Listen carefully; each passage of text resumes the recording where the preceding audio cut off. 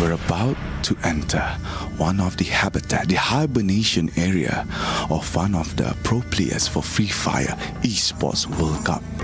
Let's go in.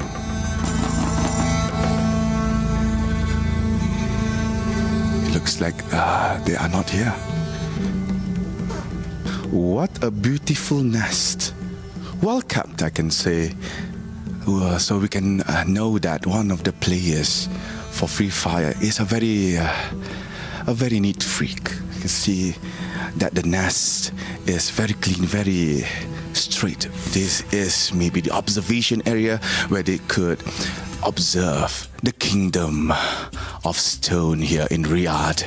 What a magnificent view.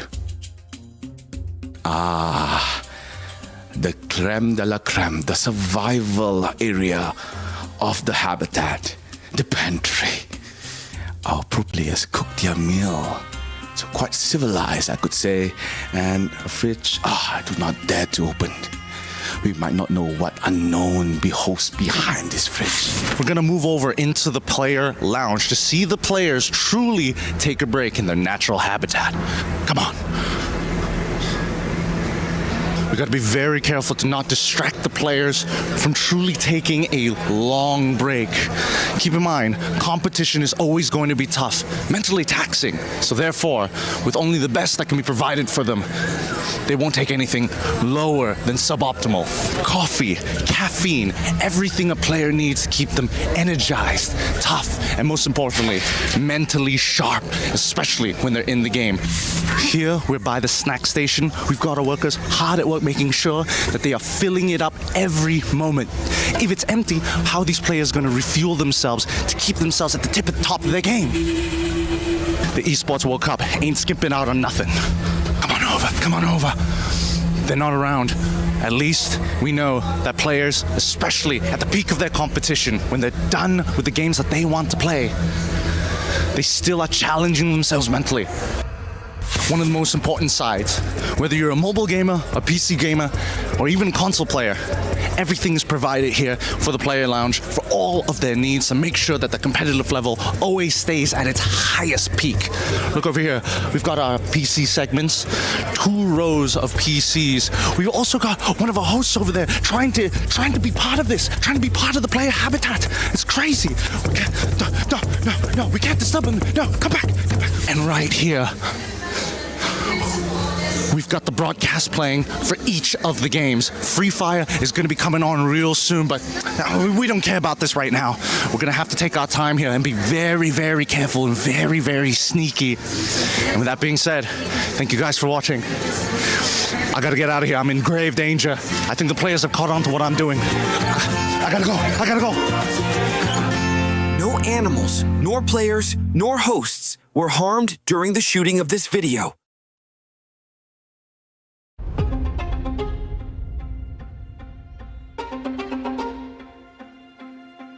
สำหรับผมมองว่าทุกประเทศเท่ากันหมดเลยครับคือมันวัดกันในหน้าเกมอย่างเดียวเลยว่าแบบว่าใครจะแบบเหนือกว่าก็คือแบบเหมือนแบบจุดมากกว่าครับในเกมผมว่าสกิลเพลย์ทุกประเทศเท่ากันหมดเลยก็พอดีว่าในประเทศของผมก็ส่วนใหญ่เขาจะเล่นแต่พวกฟรีไฟร์กันครับก็เลยแบบเป็นที่มาที่แบบต้องเหมือนเล่นตามเพื่อนประมาณนี้มากกว่าก็เลยแบบน่าจะเป็นเรื่องของการเริ่มเข้ามาแข่งใหม่มากกว่าครับช่วงนั้นก็อาจจะแบบว่ามีคนที่เก่งกว่าเราเยอะมากเลยแต่พอเข้ามาในทีนี้ก็พี่เขาได้สอนหลายอย่างให้ก็แบบได้ปรับตัวเข้าหาได้ถูกครับทำให้ผมเป็นผมทุกวันนี้ครับ Single-handedly trying now to do some magic against Boulevard and Roxana said hell no baby and they hit her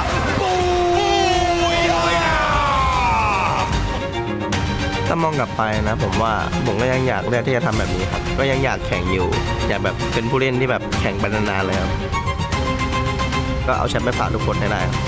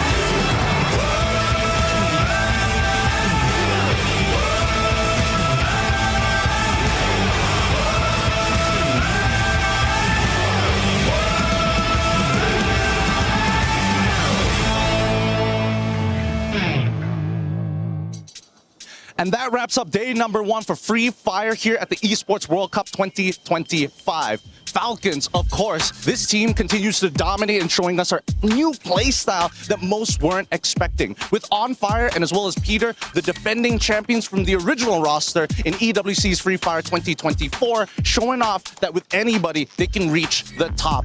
But with close rivals and close second place finishers, EVOS Divide looking to try and challenge it. In game number 4, we saw them overtake them with their very own Booyah. But that's not the only team I want to cover here today. We have got Team Vitality, who's currently still in a running, achieving a Booyah in game number 5. Pain Gaming during game number 6, showing that Latam can still bring the heat, being the only Brazilian representation to get a Booyah by the end of day number 1. Many C teams got a Booyah today, but Falcons ended on 98 total points by the end of day 1. And more importantly, our MVP of the day, EVOS Russia, with eliminations of 20, a total of 14,145 points. And of course, total assists of 9. This 16-year-old looks to shake up the Esports World Cup here of 2025 for Free Fire. But that's it. That's day number 1. We'll see you guys in day number 2.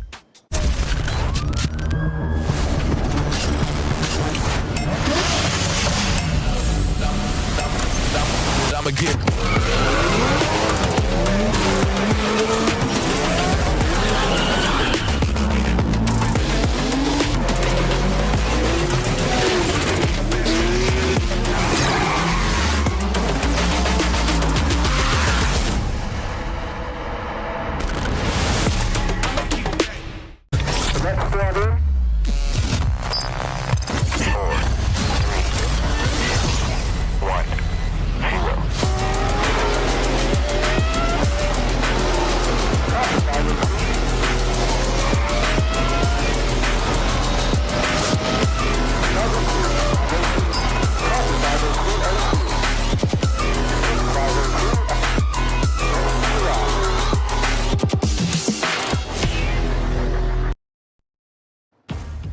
Day 1 at the Free Fire at EWC 25 did not disappoint. We're talking about 256,000 on the damage dealt, and that is some serious firepower. 350 eliminations across all maps. These players came to frag. And it's not just a takedown, 107 on the revives just to keep the squads in it. And glue walls, forget about them. 1,203 were destroyed. There's no hiding. And that's just day number 1. Day 2 is about to get even crazier. Yeah, because we are here in front of the Al-Qidiyah Esports Arena for the Free Fire at EWC 25, and it's about to begin. So let's go.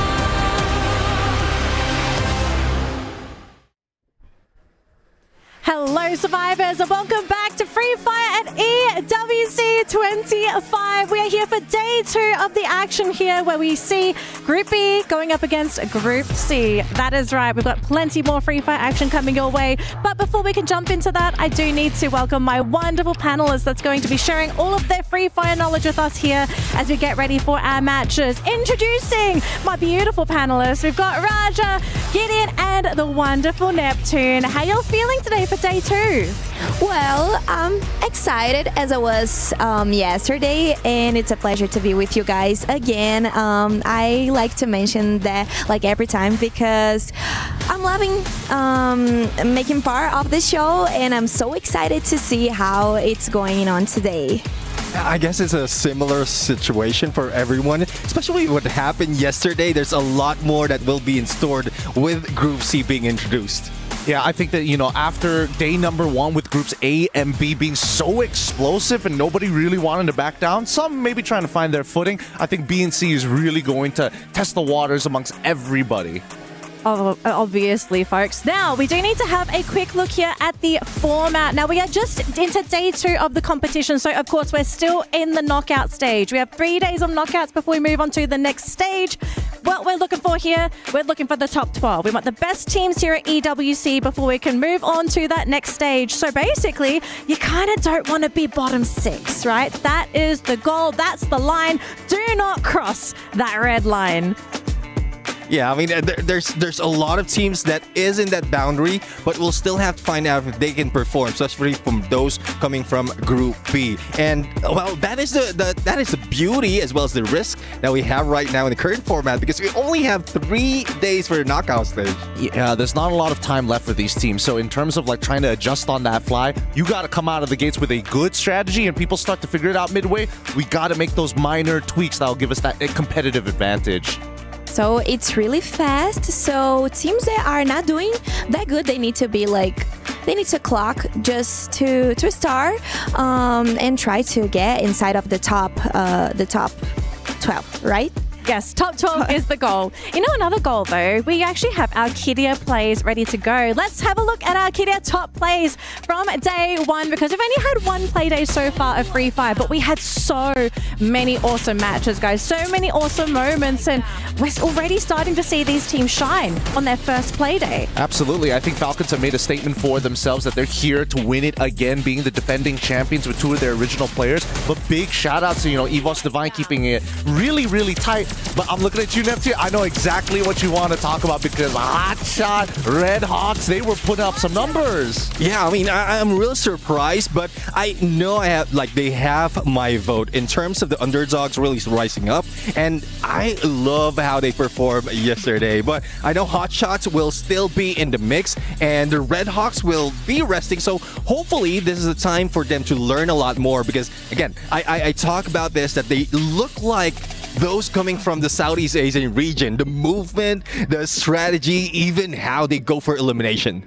Now, obviously, with those amazing plays, we had some wonderful reactions as well. Let's take a look at the Crunchyroll reactions from day number 1 here at Free Fire at EWC 25. Lots of handshakes, lots of high fives, lots of high energy, because if you don't have that on day 1, I kind of worry for you going into your second play day. But there are moments you can see, right? Not only happiness, sadness, maybe stress, disappointment.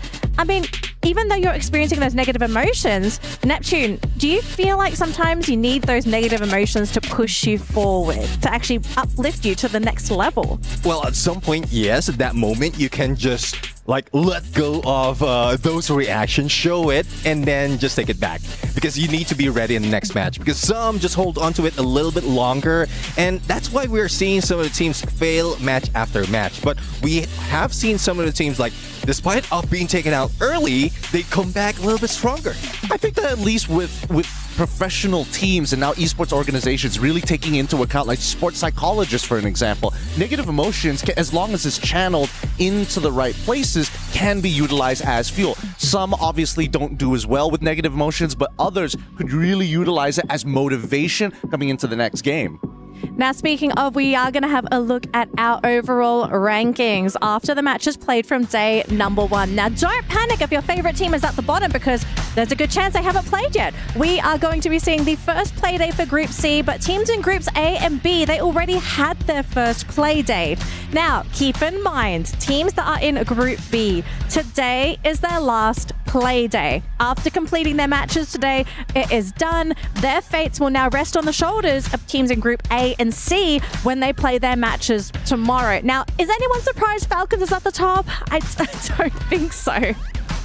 Yeah, I mean, Team Falcons, they just want to ramp up a little bit faster. So just in case there's like the chances that they group up against like Group C, they're already set. And we know that we have our eyes on some of the teams in Group C that is a little bit stronger. So like they just take advantage of the chaos. Yeah, but here's the thing, right? When we're looking at it mathematic-wise, obviously they're clearly above everybody else, but then you start to look at the middle of the pack and compared to the bottom sixth of the pack, how far is the discrepancy in terms of points? About 20 to 30 there. For any team within Group B themselves, this is their last chance to play to secure themselves a top 6 spot.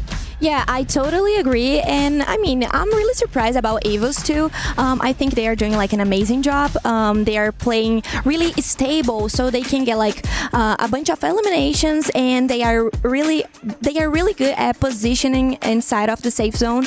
So I mean, I'm really surprised about them, and we are going to see them playing today again, right? Because they make part of the group B. So I'm excited, and I want to see how it goes. Now, we are going to highlight Rasya from yesterday because he was our MVP. That boy, that man. Okay, you guys let me say boy. He had done a fantastic job, and that's day one. And it makes me wonder, I want to see his day two. I want to see him shine. And I think the goal for Rasya, for the team really, is to bring EVOS into that first place, because we have that ongoing rivalry at the moment where it's Falcons versus EVOS, and EVOS, they get so close, but the Falcons, they just come in and swipe the title away. Gideon, I'm loving the reaction here.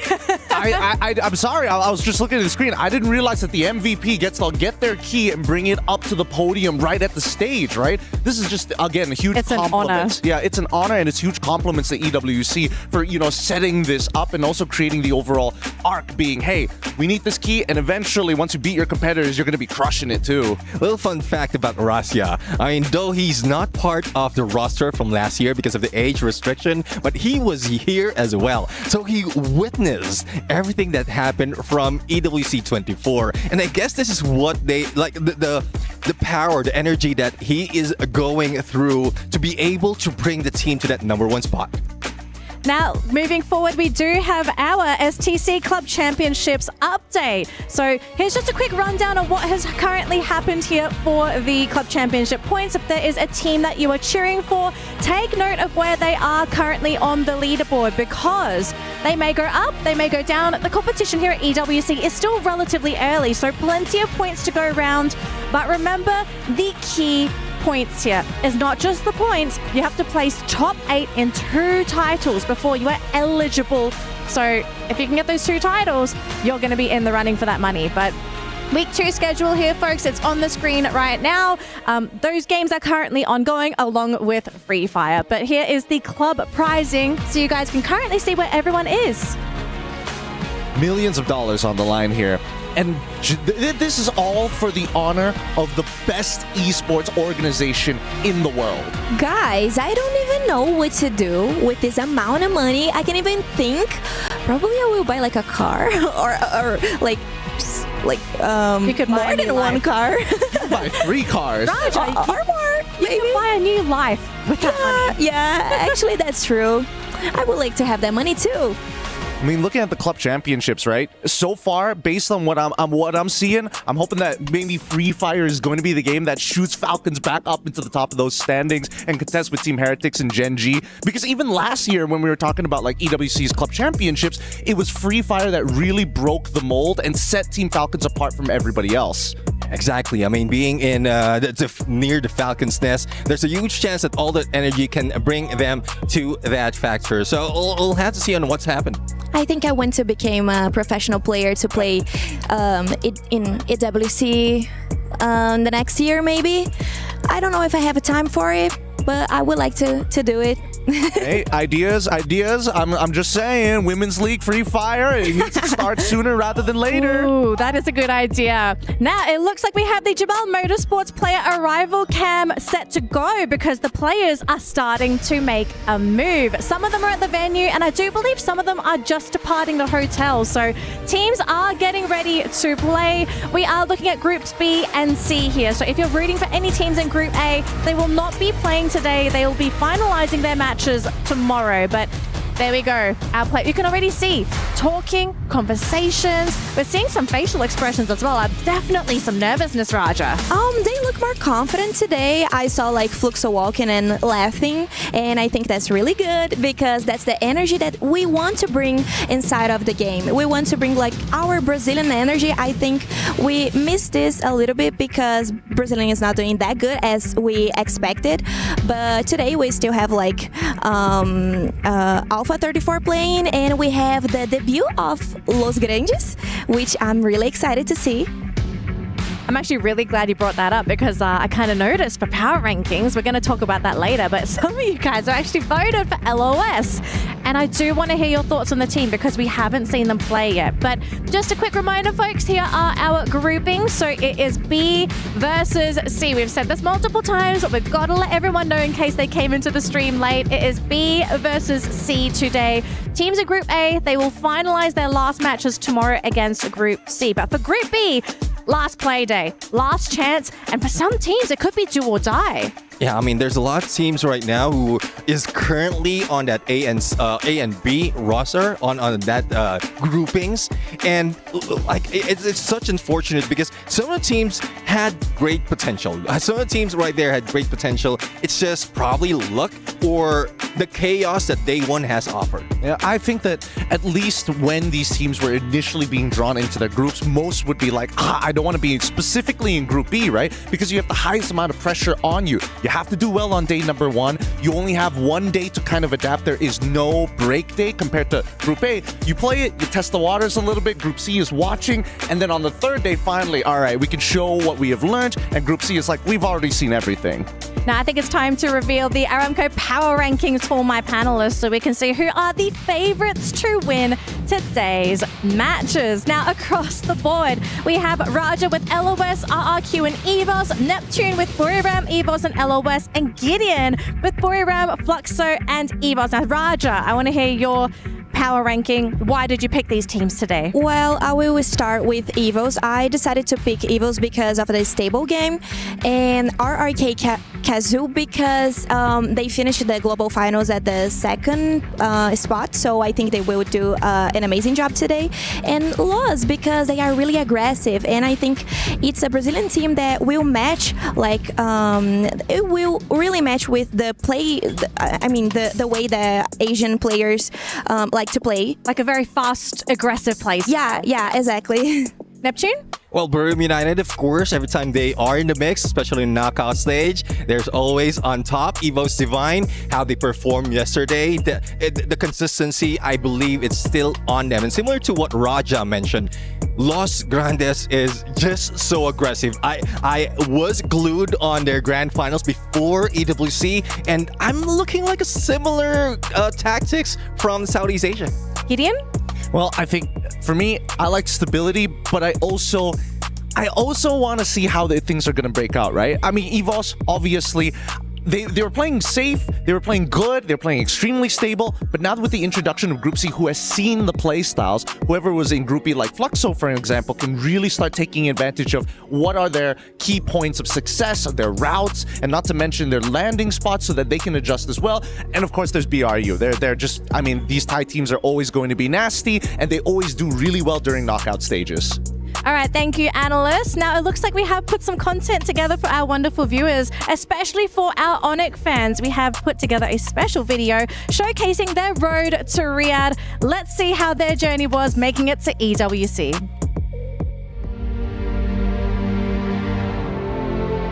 Mungkin Onyx tahun lalu tuh gak ada, kurang persiapan aja. Jadi kita kesini tuh tahun kemarin tuh Onyx tuh kebanyakan main-main, nggak fokus tujuan, itu aja. Way too early. Now it's all up to Falcons and Bigatron. Ya paling persiapan kita tuh cuman yang penting sehat aja badan. Paling kayaknya dari liga tuh kita kan kesusahan banget tuh karena ditabrak sama tim-tim lain. Dikarenakan kan tim kita tuh early-nya kurang tapi late game-nya ya lumayan lah. Ya kayak gitu deh. Onyx Olympus is going to bring it home. Only one remains, and Onyx is 4 men strong with the booyah and the champion Onyx made history, becoming the first team from their nation to win the FFWS SEA Spring title. A booyah in Game 9 that shattered dynasties and silenced doubts. Jadi di final tuh enaknya itu tim-tim yang kemarin nabrakin di liga tuh gak ada berani nabrak karena hasil dari scrim juga. Kita dari scrim menang-menang terus di early-nya. Onyx Olympus, just the impossible. Can you believe it? Untuk 18 tim semangat aja ketemu kitanya.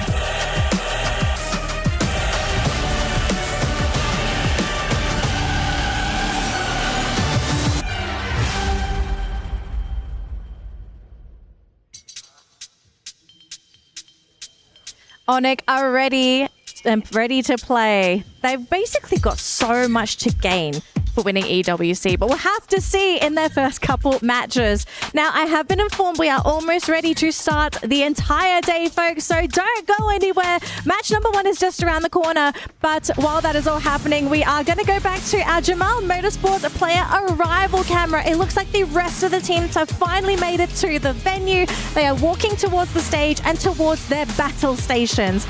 But whilst we get them all settled in, Gideon, I think we have to have a very important conversation about this grouping. Group B versus C. What's going to be the general consensus for the panel here? Do you think Group B is stronger or Group C? I think the general consensus of not only us here, but also those online is that Group C generally should be the ones coming out on top, right? I think that Group B had an explosive day, number 1, obviously with some stable teams reaching those top 3s, but at the same time, when you're facing off against Group C and you look at some of the names and the clash of play styles, that's why I put Fluxo up there, right? In my power rankings, because I think this is more comfortable for them compared to other teams that are looking to not only just ram into you, I mean, obviously there's loss, but in general, most people are a little careful. They're not just going to be throwing bodies at you. Yeah, I mean, we'll have to see though. We'll have to find out. But again, Group C is looks stronger because of historically Graham United, Los Grandes, the performance that they had, and they have history for EWC. 3 of the players are returnees. So it's just another day at work for this team, and I think they're going to rock it. All right, panelists, thank you so much for joining me for this opening, because it looks like the opening ceremony is ready to go. It's day number 2 here at Free Fire EWC 2025. Let the opening ceremony begin. Welcome to Free Fire at Esports World Cup. ऐसी feeling है obviously एक आप जब अपने country को represent करते हो एक वर्ल्ड में, और जाहिर है उस चीज़ का आपको बहुत खुशी होती है और आप उतने ही कॉन्फिडेंस में रहते हो. ตอนนี้ก็คิดว่าได้แชมป์อยู่ครับเบอร์3ก็ทีมโหดๆเยอะครับก็ไม่ค่อยกดดันนั่นแหละเพราะที่นี่ก็เหมือนบ้านฟอลคอนครับ Ini kayak turnamen world kan, jadi kayak mimpi kita lah, mimpi untuk menjadi juara dunia itu ada di sini. बस यही है कि अच्छा कंपटीशन है और उसको हमने आगे लेके चलना है. Right now, push it forward towards Prox. Prox is down by negativa. Goes up from behind and they got Prox. Booyah! Sempre em todos os campeonatos que eu jogo, eu sempre me vejo ali levantando o troféu, saindo do palco, sendo campeão.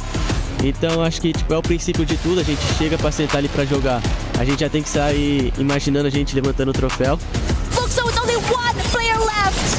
Oh, Koja is now down Vitality, bringing the pride of Indonesia. Push it towards Team Comment with KOG. Zed get 5 but kicks goes out to Prox. Oh no! Tahun lalu kita sempat gagal di peringkat kedua, tetapi tahun ini, di hari ini, di minggu ini, kita bakal pasti kasih yang terbaik. Kita akan pasti juara. A gente vai ganhar esse troféu, a gente vai levantar ele. Enquanto vocês todo mundo, vamos embora. แล้วเจอกันในวงสุดท้าย Let's go บูย่า All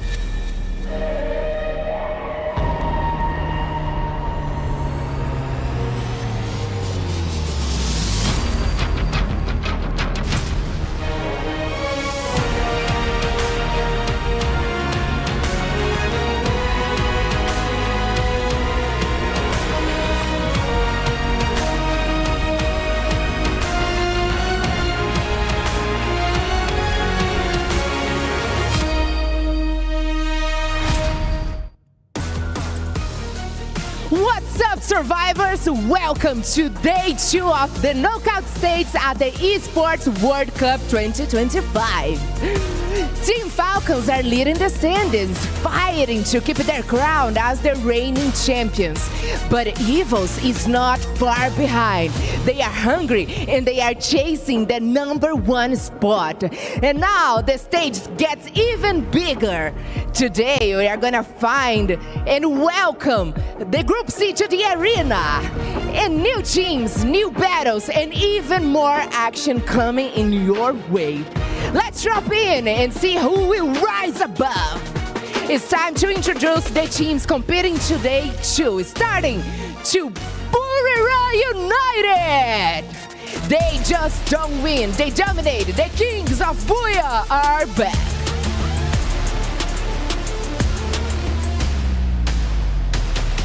Team Vitality! Booyah on day 1. Indonesia's wild card came in fast and hit hard.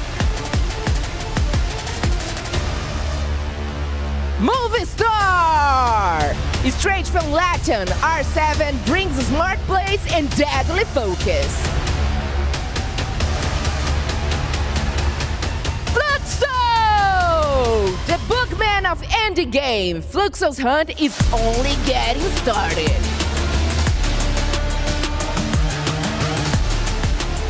RRQ! A legacy of power from Indonesia. RRQ is built for the big moments. Onyx! Champions of Free Fire World Series Southeast Asia, Indonesia finals are here to crush the world. Hotshot Esports! Paxton's finals are here just getting started.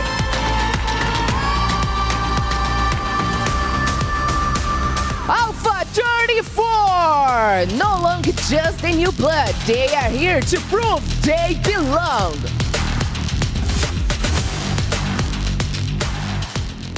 Core Memory Esports! Brands over panic, they are back to control the chaos. Evos! The White Tigers step in again, ready to strike.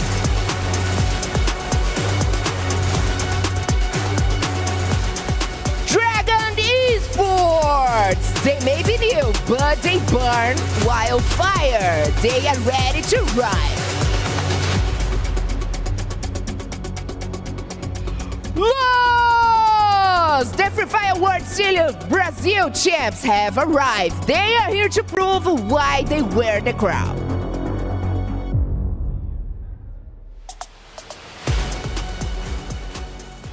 The stage is set, the teams are ready, and the pressure is rising. It is time to kick off the fight and see who will take control.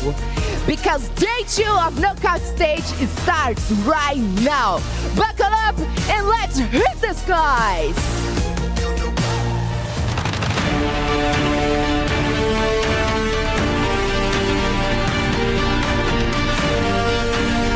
Mungkin perbedaannya kalau raser di luar tim gua, mungkin gua sih ngerasanya gua lebih agresif aja daripada yang lainnya. There is also one more difference, his age. Abai is the youngest on the squad.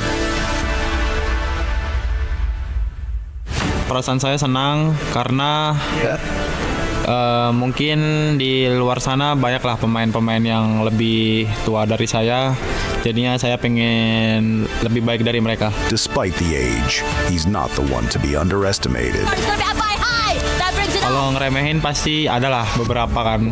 Tapi mungkin kalau misalnya sekarang ya bakal gua buktiin sih ke mereka yang orang-orang kemarin yang pada ngeremehin gua.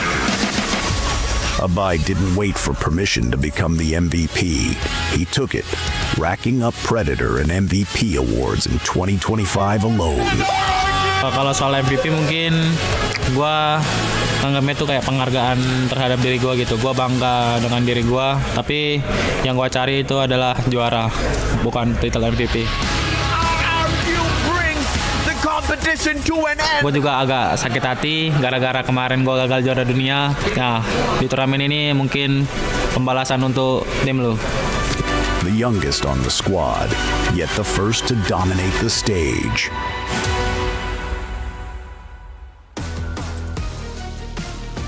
And there you have it, guys. Southeast Asia yesterday, hot streak, 5 games in a row before Pain Gaming decides to end it. My question is whether or not that end that Pain Gaming gave us, the last booyah, will be the catalyst for the rise for the Brazilian teams today.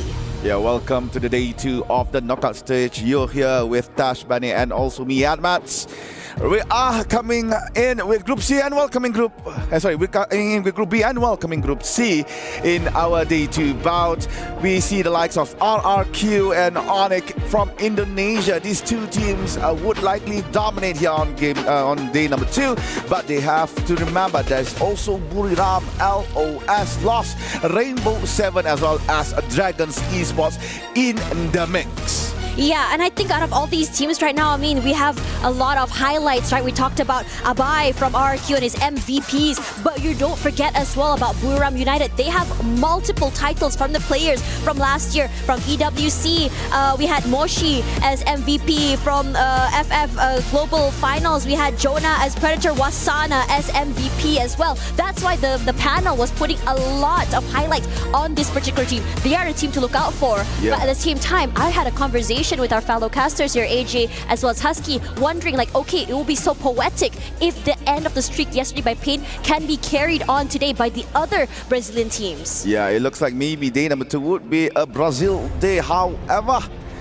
since that we are mixing in Group C, maybe that might change a little bit, but the sentiment is still strong here, especially with the likes of Lost, Fluxo and Alpha 34.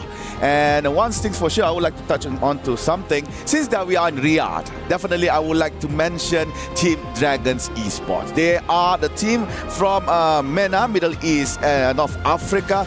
This is their first runabout in EWC, and basically Dragons Esports is Alpha, Team Alpha roster, except for Remind. Remind had his run on EWC last year under the team of Al Qadsiya, but sadly they only managed to get last place. And a few things that Remind has made for himself, he was playing during Free Fire World Series Bangkok back in 2022 under Team Alpha. Sadly placed on 11. Same goes to Sentosa on 22 under Team All Stars at 15. And another player from Team Dragon Esports, I can say Yasir, also has a lot of experience playing on the global stage, being his glory days back in 2021 where he was dominating the Free Fire Arab Championships. Yeah, there's a lot of history coming in here for this particular day, but I think when you make it down to the wire, Group B, this is their final day to play. Yep. This is a do or die moment. They are hot from yesterday. Most of the players, especially teams like Hotshot, EVOS, even Fluxo did well. Even, Core Memory as well had their insane moments. But at the same time, could the momentum be broken by Group C? Group C has not played yet, but they have seen everything. The VOD reviews last night, the rotations, the drop spots, they know everything. But the question is, in terms of execution, would it be enough to stop the momentum and the heat that Group B has? And I think for Group B, this is a do or die moment. You either perform or you don't, because you want, like Danley says, do not cross that red line. You need to make it to that top 12 to be able to make it to that next stage. That's correct. The mindset of Group B, teams from Group B, should be to rake in as much point as possible. Yes, we know this is just a knockout stage. If you made it to the top 12, you're good to go. But for teams that are in Group B, they will not know, because they have to wait for A and C to see whether or not they qualify for the next stage. That's why the sentiment or the mindset of the players from Group B has to be, I have to take as much points as possible. As much points as possible. And there was a conversation as well yesterday about what is more important? Is it the kills or is it the placement points? And I think Falcons toward the beginning of the day, they were a bit more passive. I think they were really sort of reliant on those placement points and making it till the end. But then they changed up their tempo toward the end of the day, going a bit more aggressive, getting quite a fair number of eliminations, 46, only 2 shy of EVOS Divine, who had started the day off strong, hit the ground running, collecting as many elimination points as possible, and then pumping the brakes toward the second half of that day. So this is a very interesting contrast. Yeah. But by all means, it's the same, the same means to an end. Regardless, as we go into our first map today, this is going to be super exciting and more important for Group B. This is their final day to prove themselves. All right, ladies and gentlemen, it looks like game number 1 is ready. Let's go. Fly into Bermuda. Opener for day number 2. A slight update on the rosters here. Vitality subs out Azrael for Far East MKS. Meanwhile, Alpha 34 brings in Byte and also subs out Lins. And there you go. The players are ready. Here you can see the best player for day number 1, Rasha, with 20 eliminations. Will he still stand up to the title, or maybe someone else will take it from him?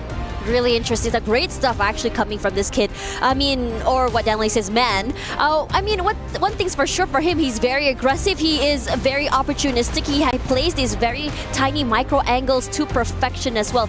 Very, very fun to watch. And I am super excited to see how exactly he'll be going through this. And already we're hitting the ground running. We got shots are heard actually from 2 different areas, Observatory and Katulistiwa. Let's see which one we are looking for. We're looking at Katulistiwa. EVOS is being decimated by Movistar Rainbow 7. The Mexican team starting strong, taking down members from EVOS. 3 members of EVOS now spectating their own lone member. Meanwhile, in Observatory, Dragons trying their best to at least steal a few members from Vitality. Sadly, they only managed to steal 2, while the other 2 managed to run away. Yeah, Vitality yesterday had a pretty slow start. They struggled a lot in that first half. Wasn't able to find their momentum at all. But moving back into the game here, R7 on our screen as well. I think R7 is going to be very interesting to me. What can you share with me about them, Admats? Okay, R7, this is their first run here in EWC. However, one of their team members, Soy Dea, has a lot of experience playing on the international stage. He was in 6 Karma back in 2024, where he and his team was playing at the global finals, but sadly placing on number 16. Meanwhile, all the other members are basically new. So it looks like they are doing quite well here for their first run here, first match. Fighting against EVOS, that is, as we can see from yesterday, one of the strong contenders in our tournament. And they managed to almost eliminate them out early. Yeah, interesting enough, yesterday I think in the beginning of the game, EVOS tend to always struggle, losing 3 fairly early as well. But unfortunately, they are very slippery. So most of the time, they do really bring back into the game as well. We're seeing a lot of aggression coming here from another team that's completely overcoming Vitality. Dick's knocked down, but the rest of Vitality still very much in the game here. So my question is for the Vitality, are you going to rally back, or are you just going to allow DRG to take this space away from you? Dragons looking nice. 3 elimination points as of now. It looks like Alpha made their move towards Katulistiwa. This is where we've seen Rainbow 7 and also EVOS made their bout in earlier. With that said, Alpha, I don't believe they could actually manage to get a lot of resources here, as all of it has been taken up by team Movistar Rainbow 7. And ladies and gentlemen, we're up to a 4th minute of our game. We still yet to see a single team to be eliminated. Everybody is moving towards their rotations. We might see Buriram on peak. Meanwhile, for Fluxo, I believe they might be on the southern side of the map. But right now we are panning towards Hot Shot Gaming, where this Pakistani team had a very good start of day number 1, but a bit rocky for the finisher. Maybe this time around they would actually redeem back all the mistakes that have been made yesterday. could be. I mean, a lot of teams are still taking their time outside here in terms of rotations. We did see a brief skirmish just now between Vitality and DRG. I think both teams are just not really keen on continuing this fight very soon. But a team that's really on fire right now is going to be R7. They have been hot, and I think they've been really quick on the uptick. They are the highest in the lobby right now in terms of eliminations, and now they're still hunting those White Tigers, with AIM got knocked out for the second time this game, and they are done. This is such an unlucky situation. EVOS not being able to bring themselves back into this game at all. He wasn't able to do anything, and this is just so unlucky. Yesterday there was a game where EVOS was knocked down fairly early as well, but they still managed to recover fairly well in the match after. So my question is, how exactly is EVOS doing this? Maybe it's just, as they say, a slow morning, a slow start for them. So what I like about Rainbow Seven is that they started the game by fighting or skirmish against EVOS. EVOS managed to escape with one member, and the funny part is that Rainbow Seven continues to hunt EVOS up until the end. That's a good thing, honestly. You really want to disable, because you know that EVOS yesterday, I think this is what they say, that you do your homework. EVOS yesterday, they got, they lose 3 fairly early, but they always come back into the game. And then they start rampaging. They start to collect a lot of elimination points. They start collecting, all these placement points. Their survivability is on a high. So being able to just really, put your claws into this EVOS players, not allow them to be able to take advantage of situations and give them that second chance, will really help stop their rampage right now, because currently they are second on the overall ranking list. Alright, looks like Seafox is being attacked by another team. I'm not so sure which team that attacked him on the bounty, so Seafox has to be careful on where to tread together with his team members. Meanwhile, you can see the Alpha is having a time of their life with that locked airdrop. They unlocked it till the very end, so resources-wise, Alpha 34 is in abundance. Right now, we are planning towards Factory. We can see the bout between Lost from Brazil and as well as Dragons from Algeria. Rigby tries to go for a push. Ex-MIBR member will try to start it, but sadly goes down. Seafox with the shotgun. It takes him down. Rawan as well is now on the floor. Team LOS is being swept by Team Dragon. That is a very, very good attack. Counter-attack from the MENA. Team Dragon's now leading 7 points. Dragons really hit the ground running. They're rough, they're quick, and they know exactly what they want. Very decisive when it comes to these team fights. Very decisive when they know what they want. I think that's really great about them as well. It's just that whenever they go for these fights, they manage to surround, they manage to box all of these players, all of the teams they go against, which does not allow them to be able to bring in those second chance situations. Does not allow them to be able to bring their teammates back into the game. Now the circle shifts. A lot of teams, or majority, already inside of the middle here, with Vitality, continuing that streak, that strat of being inside toward the mid side of the circle fairly early. But the compounds around them are also very, very much, taken as well. Virtus United is there, even Onyx is there as well. And surprisingly enough, I'm surprised I haven't heard a lot of noise from Virtus United yet, but I am excited to see what kind of firepower or kind of strats they want to bring into this game today as their debut game. That is actually typical Buriram. In the early stages of the match, they don't usually find any kind of fights, any kind of brawls.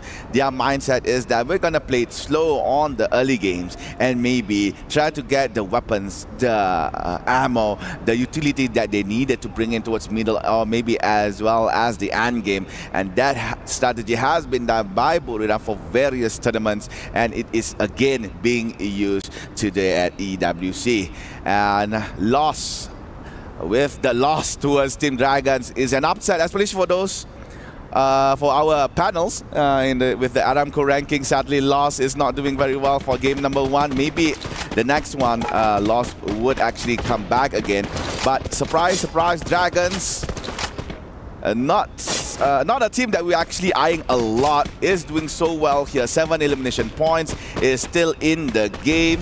We just have to see whether or not Dragons could actually play the mid and late game. But that's the thing about Dragons, right? I mean, you don't have any VODs about them. You have no clue how they're playing because today is day number 1. And they are fully okay. They are so excited to be using the enigma, that they have in terms of how they can take advantage of the situation. No clue on where exactly they're going to be dropping. No clue how exactly they're going to be playing, at least for the Southeast Asian teams. Yes, there are VODs around for the Brazilian games as well, but of course the dynamic will change as you go into international games, as you adapt into different styles of regions. Now, looking at Alpha 34 here, this is an interesting one because, yesterday, I think they're not doing so bad. They're in the middle of the pack, if you think about it, 9th right now, at least on this group. And with the change, they had Lins go out, Byte coming in. My question is, how does this affect their dynamic? Does it change their aggression? Does it change their rotations as well? They already got 2 eliminations fairly early, which is honestly great. You want to try and collect as many of those as you can, but they aren't exactly going all in super early that we saw yesterday.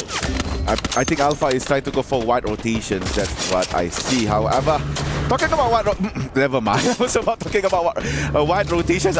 Team Rainbow 7 is about to do that, but due to the fact that they failed their first attempt to use the mini jump pad, they did not manage to chase Hotshot. However, Hotshot, as they tried to retreat from Team Rainbow 7, they were met with Team Core Memory. And Hotshot now is left with one last member. I believe that member as well has been eliminated. Yep, Action has been caught, and Hotshot will be on 10th place here on game number 1. The hottest of starts for Hotshot. Granted, yesterday they had a pretty great day. If you think about it, they managed to really catch us off guard. They were doing great when it comes to team fights as well. Survivability was good, but today, this first map just really catching off guard. I think it might be the addition of Group C that's really, surprised them. Regardless, as the circle still hard shifting toward the right side of the map here, a lot of teams fairly already inside of the map. Luxo still very much hugging that side of the circle, and I think it's been giving them dividends toward the end of the day as well, because while they struggled in the beginning, they start to understand and adapt how exactly they can,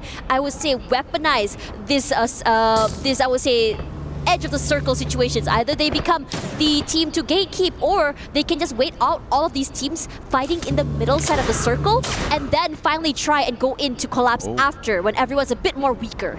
Nice angle with the mini jump pad, managed to actually get near towards the tower, by the bridge towards Sentosa. And now you're looking, Haas is actually looking at Core Memory, jumping in towards one of the sheds nearby Pochinok. And with that information, it gives a room for Rainbow 7 to rotate towards that bridge. They could camp it out here, or they could just use the hill nearby. However, on the same hill, Fluxo awaiting, and we always know that Fluxo, if it's in Bermuda, they will always be waiting nearby Mars Electric on the south side. Meanwhile, here is a small replay from Alpha R7 with a nice hit shot towards Crime, but Crime was then being picked up. Fluxo aiming R7.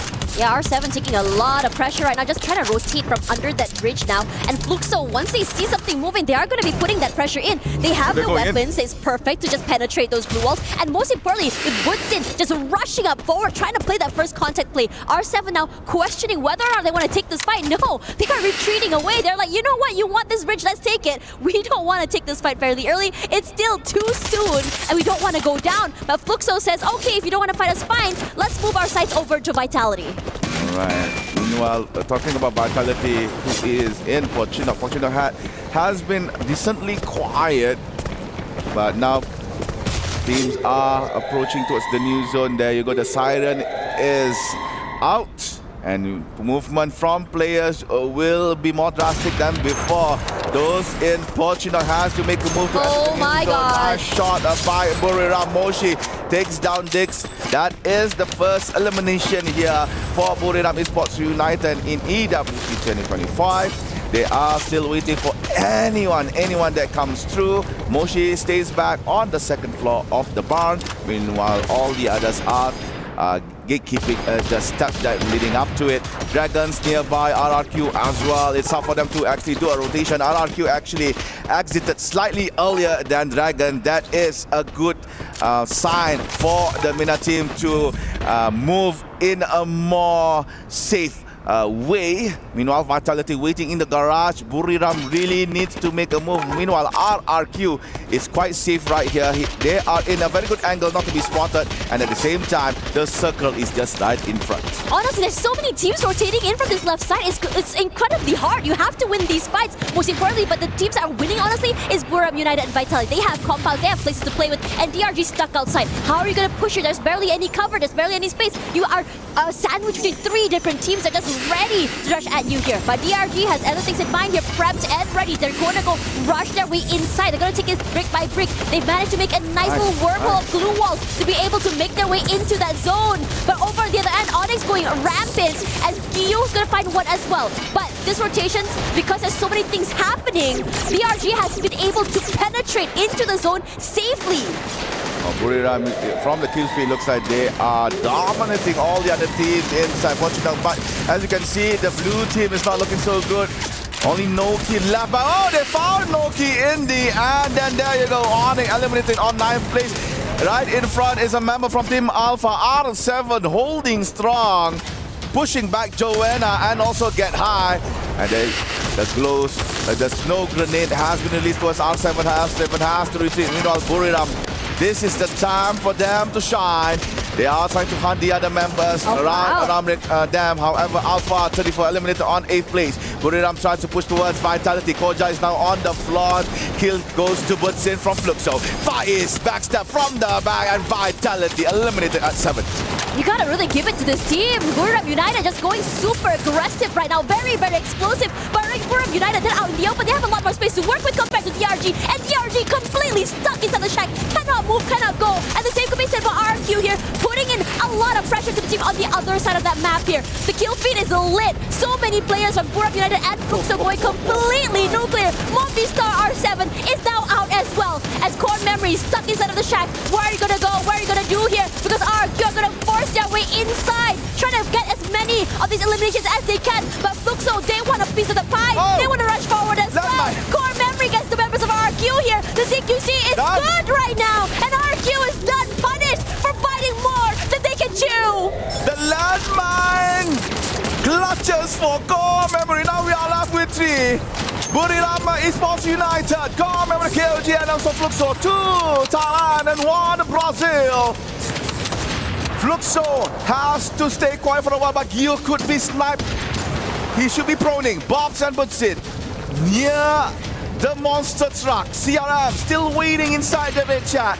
Do not even dare to come out. But they have to.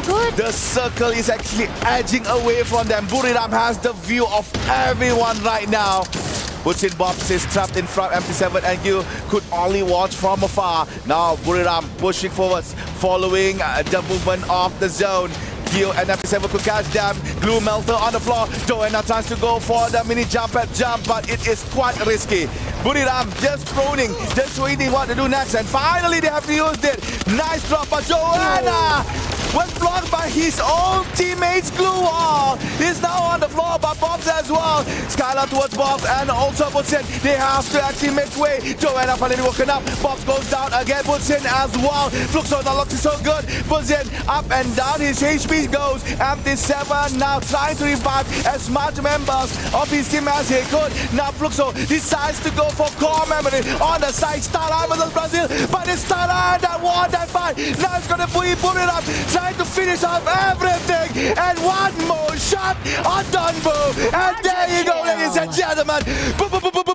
Booyah for Buriram!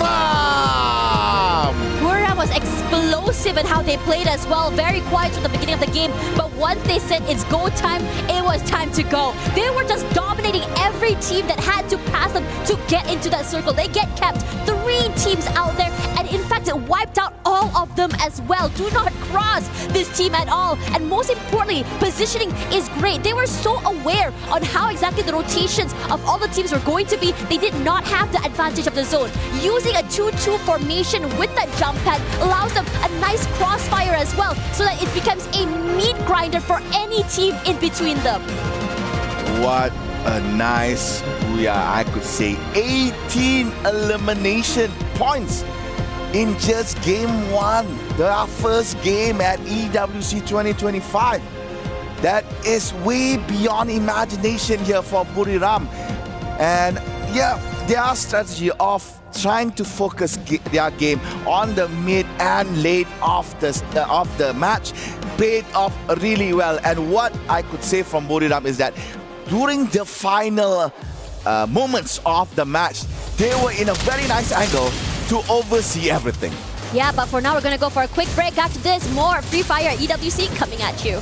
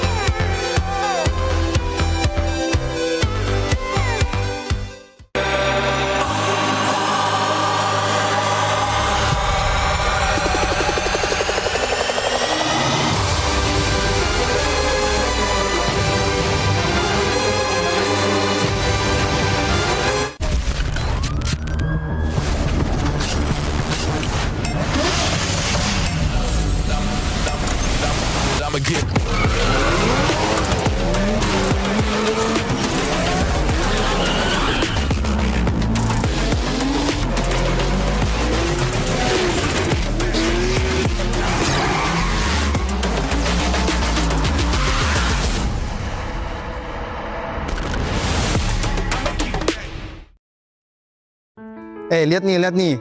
Gua pasang glue wall, gua lempar bom, terus musuhnya rata. Gimana tuh? Lu udah nunjukin ini ke kita 7 kali. Tapi setiap gua tunjukin ini keren kan?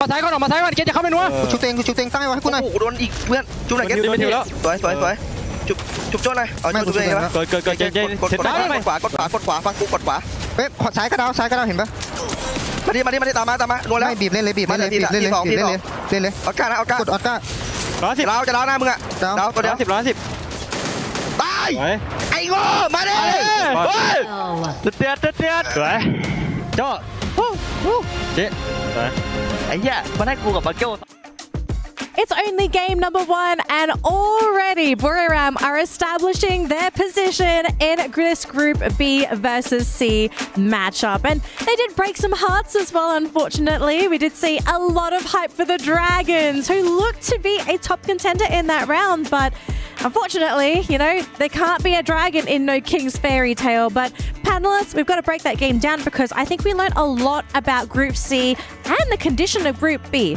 Now, Raja, we're starting to see Fluxo come back. I was a little bit concerned about them towards the end of yesterday, but it seems like they've woken up for game number 1. I think it was because in the first match, they are being heavily targeted, and right now they could bring the real game that they want to put in AWC, and it's so good to see them playing like that because what a play from MT7. I mean, I'm really impressed about it.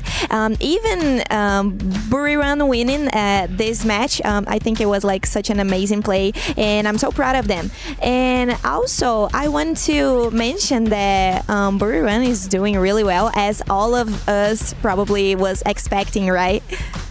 No surprises there, really. No surprises. But I think at the very least, we're just getting a bit of a a shift of identity compared to groups A and B. Because groups A and B, we saw that teams were more willing to start chasing each other, more willing to actually approach fights a little more carefully and scarce. This time around, now we see that Group B and as well as C, there are a couple of teams who just hot dropped. But do they get as much value as we thought? Dragons obviously being one of the bigger winners of them, but every other team that has been chasing them around, playing on the outer ring and looking to kind of maintain the damage that certain teams have gotten, didn't really get as many points as I was imagining. Even R7 was doing better than Fluxo because of that. Yeah, definitely. But strategic-wise, that's normally the Buriram thing. Buriram United does that. stay in the edge of the circle, really doesn't deal with a lot of engagement at first, and towards the end, as soon as they secured a decent placement point, then that's when they bring it on. And a booyah they took. But again, Dragons almost really survived that fight. If it wasn't for Riyadh United, they could have lasted a little bit longer. I mean, they got rid of EVOS, they got rid of LOS as well, two major favorites to really perform today. So we might have to keep an eye on the Dragons because, I mean, for game number 1 to look like that, lots of promise already, but we are going to be shifting over to a new map, unfortunately. Purgatory, we'll have to see if they can perform just as well on that map. Let's talk about some teams that did not look good in our first round, okay? Gideon, let's start with you. Who do you think needs to pick up their feet after game number 1? Oh, hey, let's just go back to the vitalities of this world. Oh, we got to talk about that. I mean, I don't want to, hound on EVOS Divide, but I definitely think that, unfortunately, this time round, Vitality is definitely struggling a lot more. I think that even with RRQ at the end of the day, they can secure the initial points, but it feels like a very Indonesian thing of once we smell blood in the water, we get a little too much hype. Or in Indonesia, they're like, gas, gas, gas, gas, which is gas, gas, gas, gas. Just throw more fuel onto the fire, and that usually bites them in the butt. Yeah, I mean, it seems like it. They match number 1. It's 3 Indonesian team who has been taken out a little bit too early. So it's really tough right now for the region. But I guess for those just coming in from Group C, it's just a starters. It's just a warm up. Vitality really have to double the hustle. This is their last chance, and we're expecting them to do a lot more because they did a lot more before coming to EWC.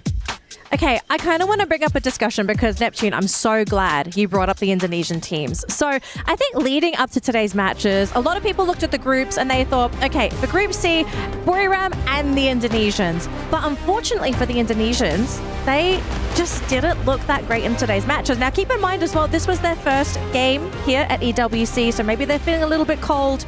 Do you think they may have fallen into this trap where they play their traditional style, which is a little bit slower? Well, I would say it's okay if they go a little bit slower. It just so happens that, again, first day into the mix, it's a little bit scrappy. You might not be dealing with those in Group B because you know their drop spot, but judging from who took them down, it is the ones from the same group. So, it's just a exit strategy that they need to work on, especially on match number 2. I think also the adjustments that have been made by some of the teams in Group B, but a majority of Group C that we did see rotating very early on into Pochinok to kind of hold that final position as soon as possible. I think this just goes to show this is the problem with Group B. You play early, people see your strategies, Group C is able to kind of come in not only fresh, but adjust, and I think that's why a few teams in Group B are looking ahead of time to say, hey, we need to take the space now. If not, we're going to be in a lot of trouble later. Well, thank you so much, panelists. It looks like match number 2 is ready to go. So let's fly on over to our casters as we get ready to play on Purgatory. All right, to reiterate what our panelists said, the Indonesian region for game number 1 does not look so good. We've seen how EVOS got eliminated on 12th place, meanwhile Vitality on 10th. RRQ was the last hope, but due to the placement of landmines by Core Memory, exited them on 5th place. So coming into Purgatory, I believe this is the time for the Indonesian teams, RRQ, EVOS, and also Onyx, show us something what they are worth of. Yeah, I think this is a moment where they really have to wake up, especially when you are in Group B. This is your last day, regardless coming into today as well. What's really exciting, I think, because Buriram United really stored us a really hot start. 30 points is incredible with 18 eliminations plus that booyah as well. We would really shoot them up into the top side of that ladder as well. I mean, as we know, teams in Group C are playing catch-up. They are the teams that haven't played today as well, but they are in a great situation, knowing that since Group B is about to leave, they can have the pleasure of beating the teams to push the Group B down, and I think this is exactly what they are hoping to do here with these early fights, especially since R7 has already found Noki fairly quickly. That's the first point in the pocket, very precious. Again, an early elimination here for team Movie Star Rainbow 7. They did the same while in Bermuda previously. However, this time around, they could only manage to find one member from Team Onyx. And it looks like Noki has revived back. However, I believe he might go back to the grey screen yet again as Noki drops nearby Games King from R7.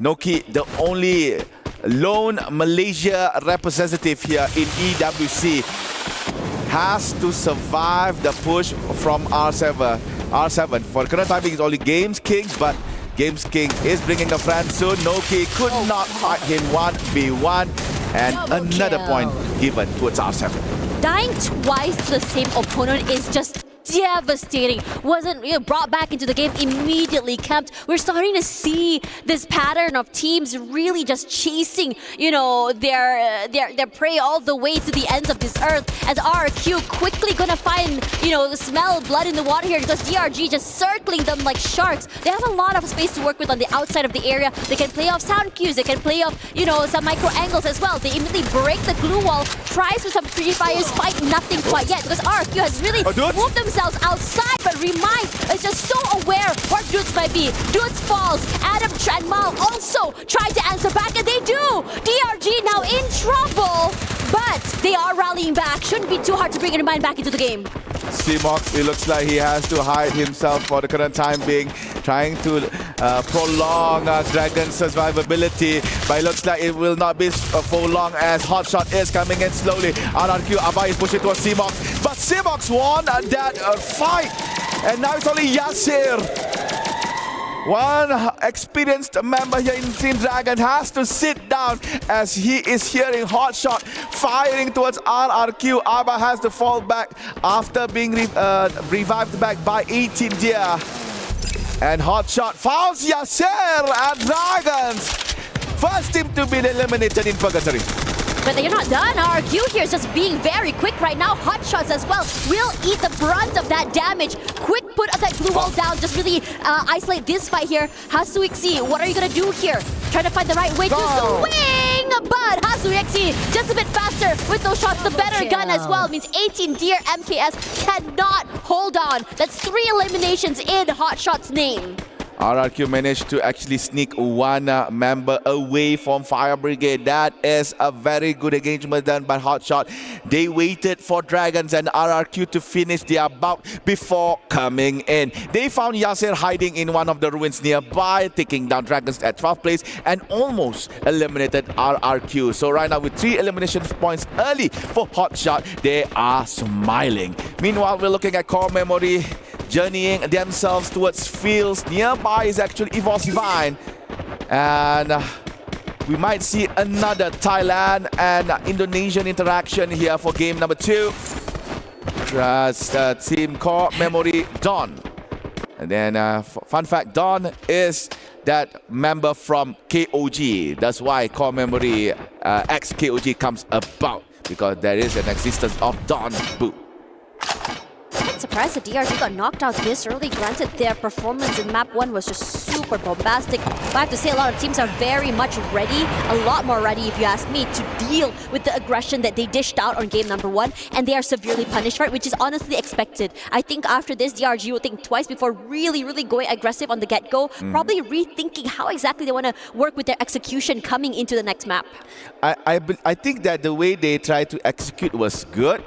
It's just that maybe the members are a little bit slow, a bit late to actually provide refrags when one of the members went down, because it was a good strategy to use the Skylar to block any kind of blue wall on that second floor, so they could actually get domination on the second floor and just focus those RRQ on the first. But however, when they started to go on the first floor, the members on the second floor are still up there, didn't come out. So the members outside went in, goes to the first floor, RRQ spots them, instantly knocked 2 of them. The members from the second floor then only came out, and to see the carnage has been done. RRQ has weakened them by number, so Dragons just defeated just like that. Yeah.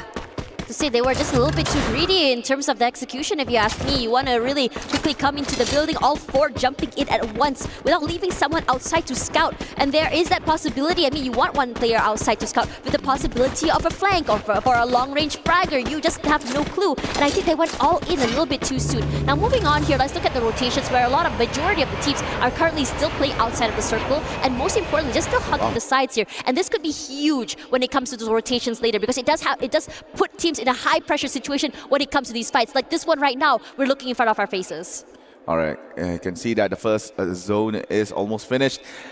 There is a mass amount of players right in field. We got Vitality, EVOS, Core Memory, Alpha 34, and also Buriram, all in the same vicinity. Rainbow 7 right up north after they finished their loot in Mod House. Meanwhile, Onyx Olympus is nearby. Lost at Ski Lodge. On the south side, RRQ is still yet to enter the zone. Mal might be meeting with Fluxo, and Hotshot still playing it safe right around Lumber Mill. Meanwhile, RRQ Abai all alone in Marble Works Quarry. So I believe that Abai might be the anchor for RRQ. Meanwhile, in Central, Fluxo going in. Oh man, Mal could not even hold on. Just thought he was being very, very sneaky, just trying to hide right outside of plain sight here, hoping that the Fluxo boys not find him. Unfortunately for him, they sniffed out blood faster than sharks in the water, so he was quickly taken care of as well. But it shouldn't be too much of a problem for RRQ at all, as the other teams are still trying to find their way into this circle here. Lost, we did see a brief encounter by them earlier, but it wasn't really a full commit in terms of fights either. So there is that really slow, at least for the time being, a gentleman's agreement in between the two. No, not for long. Onyx tried to go in, and now General just shoots them out, swatting them away from the sky like flies. And Onyx could not do anything to stop the onslaught. This is heartbreaking for the team, with a whole bunch of points falling into Lost's pockets. This is exactly what Lost needs to make up for that previous game. Spot on by General, spotting that jump pad coming in with just the SVD in hand, taking down one, not SVD, Woodpecker, taking down one by one of members Team Onyx. The last particular member did not actually come into the jump pad to jump, so managed to save Team Onyx Olympus for the current time being. But yet again, kudos to General spotting the movement, and a very, very foolish decision by Onyx trying to engage in that kind of a way. Even with that said, Onyx still has the room to revive everyone back in, as we are still within the early stages of the match. Teams in fields is having their spot taken one by one, so they're going to camp it out. Meanwhile, Lost has entered the new zone, so they're going to wait. Meanwhile, Hotshot finally exited Lumber Mill right now, waiting nearby campsite in this ruin area here, to see whether or not they could catch any players moving about. R7 is doing phenomenal work. The same could be said about RRQ as well. In a lot of situations for RRQ here, interestingly enough, we see them in the back foot, like, Mal getting knocked outside, or them inside of a compound, right? But for RRQ, their readjustment to be able to turn a bad situation into a good one is what I want to really commend here. The beautiful shot just now we saw from General. Nasty stuff, if you ask me. And it's just really just slowly giving Lost, that head start to be able to quickly claw them, redeem themselves from the, I would say, a quite dismal first map, if you ask me. Alright, it looks like members from Onyx Olympus is slowly coming back into our purgatory. Meanwhile, we're looking at Fluxo moving towards campsite, nearing themselves towards Team Hotshot. They are still outside of the zone. Currently, the damage from the zone is not so severe. They can still tank it. As you can see, MT7 has 6 mat kits that can be used, so it's fine for him and his team to actually still be outside. Meanwhile, teams that are inside are looking okay. Some are camping in their own spot. Meanwhile, some are still finding ways to rotate within the current zone. And RRQ is slowly gathering. They are currently on campsite nearby to Fluxo. So we just have to see what will happen to RRQ after this. Vitality still continuing that. First one of the first few into that circle. The amount of teams on the eastern side of the circle is kind of, surprising me. You have EVOS Divine there. BRU is close by. Alpha 34, including Core Memory as well. This is going to be a very, very big fight. The last time this happened, this exactly did. Because the EVOS this time around tries to be a bit more aggressive. They get the first knock forward here, but the amount of bodies thrown into the compound, and AimGod is just doing a phenomenal job of just juking every single player that comes into this area. AF could not hold on. They've lost 2 players already, with the only casualty from EVOS right now is Ray. Quickly brought back into the game right now, and EVOS did not done. They turned their sights into the players of Boulevard United. Alpha 34, I believe, almost got eliminated right there. They're just right beside the room. Only Liu left here, managed to actually find space to heal up, but still he has to face the members of the EVOS. Ray found him, and there you go. It's RRQ that went up first before Team Alpha. What happened to RRQ? I believe they have met with Fluxo. So Alpha number 10, RRQ number 11. And now we're looking at EVOS trying to murder Team Booyah. This is the team that gets the Booyah on Bermuda. They have lost Wasana, they are Russia. Meanwhile, Onyx has been found. They are eliminated on 9th place. What chaos is happening right now?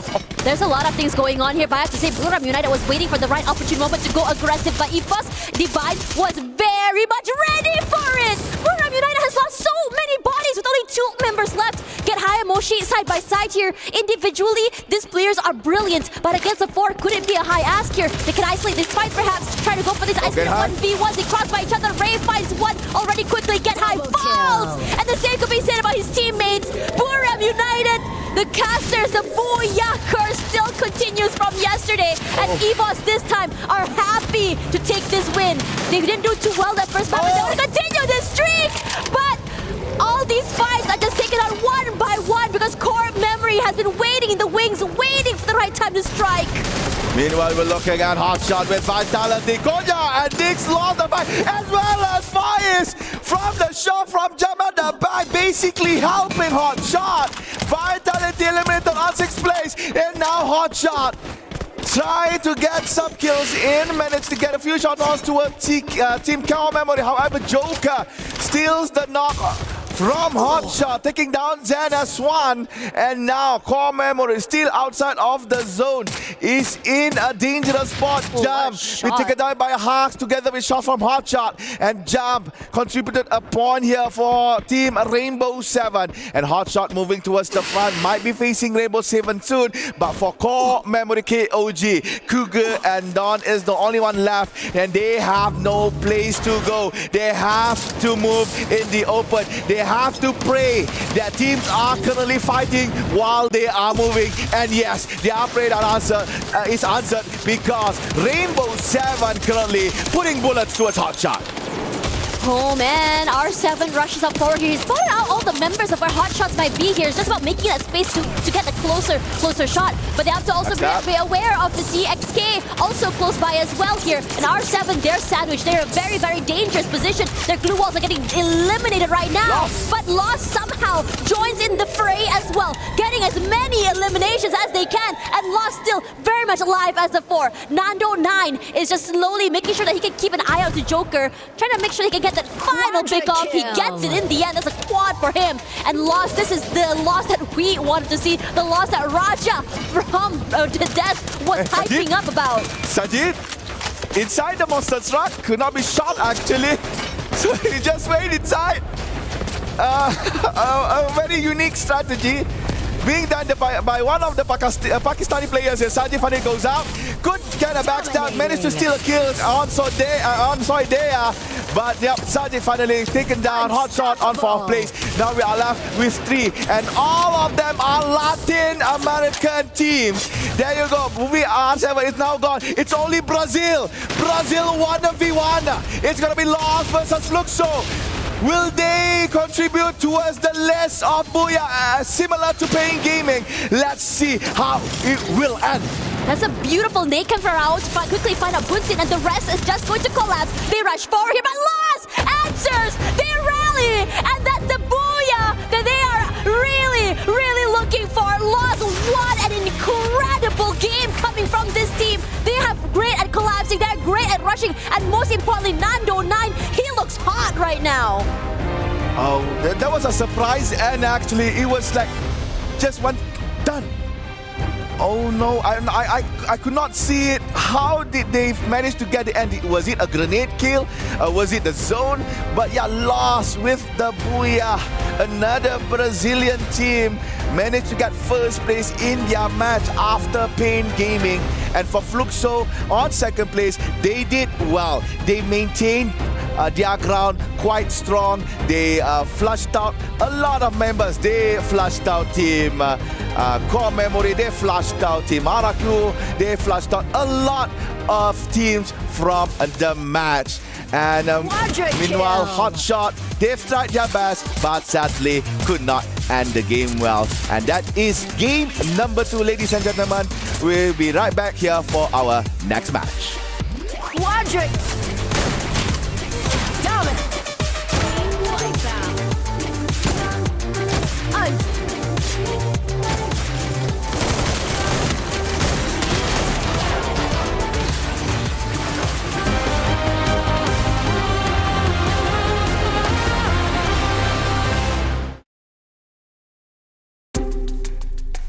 What's up, Free Fire fam? I'm Carol Bombshell, and I'm happy to be here for Free Fire at AWC 2025. And I'm also happy to be reunited with Los, the team from Brazil. Welcome, guys.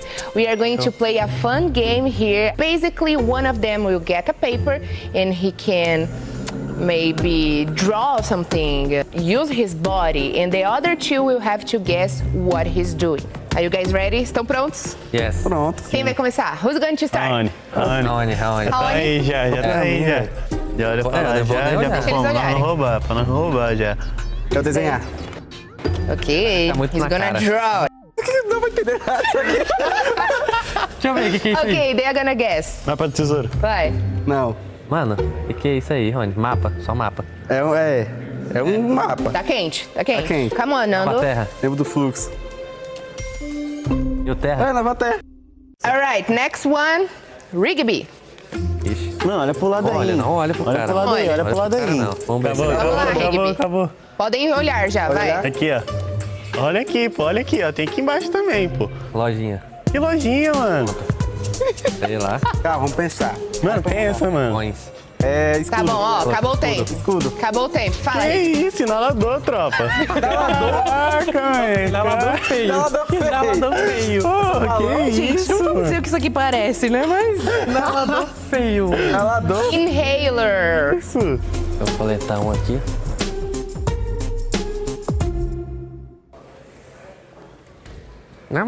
Down. Tailandês? Falcons. Passana. Hã?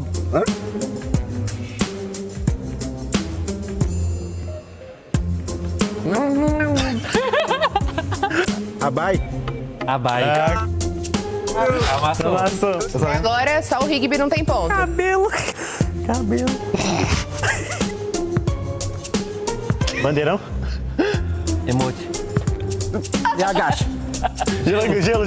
Parei primeiro. Você matou no agacha. Agacha. Que porra é essa aqui? Agacha. Eu entendi bandeirão. Ele tá jogando com o gelo dele. Vai, Rigby, sua vez. Agacha. Ó, ponto pra mim. Olha pra lá, então. Fecha o olho. Tá fechado meu olhinho. MP40. Tá bom. Scar. Bisão. É possível. Ele não é possível o bisão, velho. Fechou, galera. Vai, Nando, sua vez. Eu gostei. Dá pra me acertar. Eu Dá pra me gostei. acertar também, então. Gancho. Caramba, bom demais. Vai, Raoni, sua vez. Na cara. Último, vai, o último, vai. Ah, isso aqui dá pra fazer. Essa é legal. É. Essa é legal, vai. Posição, tropa. Crossbow. Caramba. Foi boa. Eu ia falar que Eu ia falar que festa, só que eu pensei qual que é And that's a wrap, guys. Thank you so much. Thank you so much, Luz. Enjoy your stay here in Riyadh, and also good luck in the matches, all right? Go Brazil. That's all, guys. I see you at the Free Fire at AWC 2025.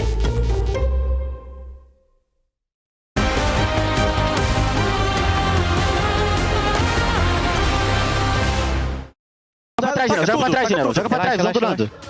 Joguei. Aqui, ó, aqui na esquerda, aqui na direita, tropa. Quebrei dois Josi. Volta mais comigo, vou fazer step pra nós. Volta mais comigo, relaxa. Ó, tô rodando na esquerda, na minha direita. Mano, acho que é direita essa porra aí, General. Dentro que tem. Ô, General, vamos rushar aqui dentro, General. Não, vem o caralho, vou jogar. Vem, desce, ó. Ativei. Tem um. Matei, porra. Vamos, caralho. Tomar no cu. Boa, tropa. Bora, caraca. Bora, Ronildo. Bora. Bora fumar, hein, tropa. Welcome back to the Desk Survivors, and what a final circle. Are we at EWC or was that the Brazil final? LOS and Fluxo going head-to-head for that final scoring booyah, but I know Raja, she's got a lot to say about that because I think that was a final circle you've been looking forward to the most. Yeah, it looks like the FFWS from Brazil. It was so interesting. And, well, they are kind of rivals in Brazil. So I think that, like, the crowd must be, happy to see them, like, fighting against each other. And it's so good to see them performing that good because that's what we were, like, expecting from them. Fluxo, I think it was like such a bad day yesterday for them. So today they can be much close of what they usually do in Brazil. And Los, it's a good start, but I mean the first match wasn't that good. But right now they can like show the Los play, you know, like the play style of them. And I would like to mention too about the R7 because they are like the Latam. They are from Latam, so they are playing so good too. And it's good to see because they are like the dream team from Latam. And well, I'm really proud of them. I don't know about you guys. I don't know if you guys like to see Brazilians in that way, like just Brazilians in the ending of the safe zone. I'm sorry. I thought my power ranking was like, I do believe that Brazil has a really good chance at getting this. I will admit that I have my doubts about R7. It looks like they were in a really good spot. And then Hot Shot happened. The monster truck shenanigans, oh my goodness, hidden underneath. And honestly, I think that R7 might have had an opportunity to disrupt both Fluxo and as well as LOS in that final ring, right? 3 Latam teams, and all of a sudden Hot Shot decides to be like, no. One of these teams don't get to have as much fun. Yeah, I mean, that's quite different. Like that from what we've seen so far. And I love that Lost really is coming back strong. We did mention that Lost is coming from a different squad. It might be a different brand, but they're just returnees from EWC 24. So they have the experience. They also have their like rivals who they want to beat right now, and a lot of movements coming from Southeast Asia. So they're just being one big package of Free Fire champs. Okay, we got to talk about groups because we've already gone through 2 games and Group B is basically down to their final 4 games. How are Group B teams faring? Are they feeling kind of good, or do you think they actually need to pick it up a little bit? Because remember, you only got 4 more games. You've already played 2 today. I'll be real with you. I'm getting a little nervous, right? That's 2 games in a row that we've seen EVOS Divine not exactly getting it, really barely making into double digits worth of points. And that is something that you need at this stage. Getting double-digit points is going to secure you. I don't get the best positioning, but it's enough buffer for me to maintain my top spot overall. Well, I agree with that, and they are not being like the stable team as I thought they could be today. And it's also good to add about Alpha 34 because it's one of the Brazilian teams that is not clocking. So I don't know, it's gonna be so hard for them to like pass through the next stage. Pass through the point rush, you know. So they need some points, and they are not doing really well today again. So it's gonna be hard. I don't know. They need to change like everything.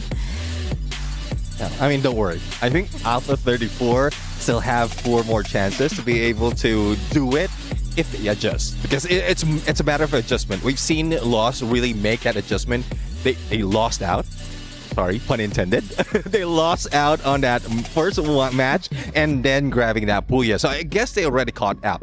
And other teams really need to do that. If you want to catch up in the points, if you lose out in early engagement, just keep your distance. Keep your rotation a little bit tighter. Keep your movement a little bit slower, and then catch up once you're in the final circle. At least you have the placement point. You can even shoot them from afar. Elimination wise, it adds up, and then possibly a Booyah.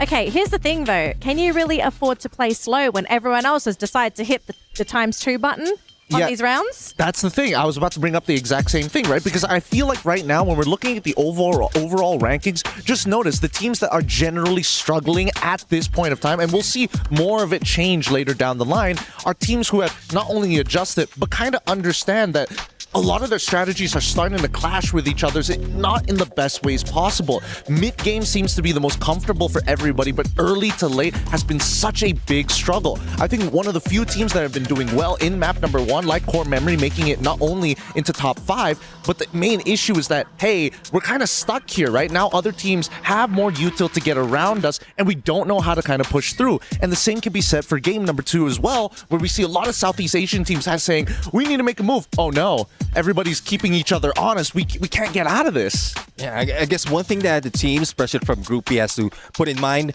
at least 130. If you reach that number by the end of the day, then you're secured to be on the top 12. Okay, Neptune, I do know you have some numbers in front of you. We're going into Kalahari next. Who needs these points on Kalahari? Who needs them? Well, definitely those who need them are, well, apart from those in Group C, Alpha 34, Team Vitality, Hot Shots, those teams, like, despite of how they wowed us, they still are not surviving a little bit longer. So they need to go for survivability in that map, because if you just go into the open, you will be hit by the snipers. And not to mention that there are some notorious teams who are devastating on this map as well. It's going to lean into teams like RRQ, for an example. Indonesians in general. Then I think this is the starting point if Indonesia wants to start to generate momentum for themselves to try and slingshot their way to eventually the point rush. All right, analysts, thank you so much for sharing with us your know-how on what we're expected to see in our next matchup. Now, things are starting to heat up because we are just about ready to jump into Kalahari, but we're not quite there yet. So I think it's a good time to do a bit of a temperature check on the main stage. Husky, AJ, how's it feeling over there? Ladies and gentlemen, boys and girls, survivors of all ages, welcome to the temperature check here with your boys Mustachio and Husky. We know you guys have been waiting for this for quite a little bit. Husky, give us a lowdown of what happened yesterday, man. We got to start with day 1 of the Free Fire at EWC 2025. Team Falcons, they brought on the back 2 Booyahs out of 6 rounds back to the Falcons' nest before teams like Virtus.pro, Vitality, EVOS, and Pain Gaming bring the back home for themselves. But there are also other teams that cooked up a full course meal. Hotshot Esports from Pakistan, Red Hawks from Bangladesh. They also tried to complete their service, but unfortunately, Red Hawks dropped the plate at the last minute, but Hotshot Esports got a 5-star service. Certain teams struggled though on day number 1. For example, Vision System and Alpha 34. They tried to get in the kitchen, but they burned down the entire establishment instead. Hopefully, they can recover. When they told me it was a temperature check, I expected the teams in Group B to start off this day hot, but it is Group C kicking off stuff here absolutely hot. In just game number 1, Boulevard United Esports hit 30% of whatever Falcons took in the whole of their 6 games, but unfortunately they flunked out in game number 2. It's all right because we need to give way for the rest of them as well. We've been waiting for the Brazilians to wake up for quite a while now, and the Lost Boys ain't lost anymore. They found their way to the final circle. They found their way to a Booyah as well. But you know what's the most surprising thing here? Hotshot. They are still keeping up, Husky. Last year we talked about Hotshot having an opportunity to qualify. They finished 15th place in the knockout stage, but this year is looking pretty good, getting closer and closer for that dream playoffs run for the Pakistani team. But I gotta say, Lost, they come into this having players from last year finishing in 4th place in EWC 2024. The Brazilian teams, they are hyping it up. Group C is getting hot. Yeah, and of course, you guys are obviously looking for Fluxo as well. Fluxo, as always, I think nobody needs to be worried about Fluxo being hot because they've always remained chill. That's exactly what the Brazilians are made of. Absolute ice cold stuff in their veins. They're hanging around the mid-tier table at this point of time. Jumping up to the top is not what they're looking for. Consistency is key. At the end of the day, we are only looking for the top 12 teams, and I'm pretty sure they're going to be able to get there. But the question is, will Hot Shots be able to keep up this momentum for themselves? Tomorrow, will Red Hawks be able to heat themselves up with whatever that's happening here? Because you know what? They were on fire as long as you and I were on the mics, and then the 3 final games, they kind of simmered down a tad bit. And I have 2 teams that I want to quickly bring up that were actually on fire right off the get-go from Group C. Rainbow 7 and Dragon Esports out of nowhere, taking out teams like EVOS, taking out teams like Vitality, bringing the fight to teams like Buriram United Esports. You cannot get more hot out of the gates like that. Guns blazing and everything on the kitchen sink thrown at the world stage. And this is what we want to see from all the competitors on this main stage. Absolutely. And of course, that's the wrap up here for the temperature check. We'll be back with you guys maybe later on. But for now, back to the studio you guys go. We'll catch you on the desk later.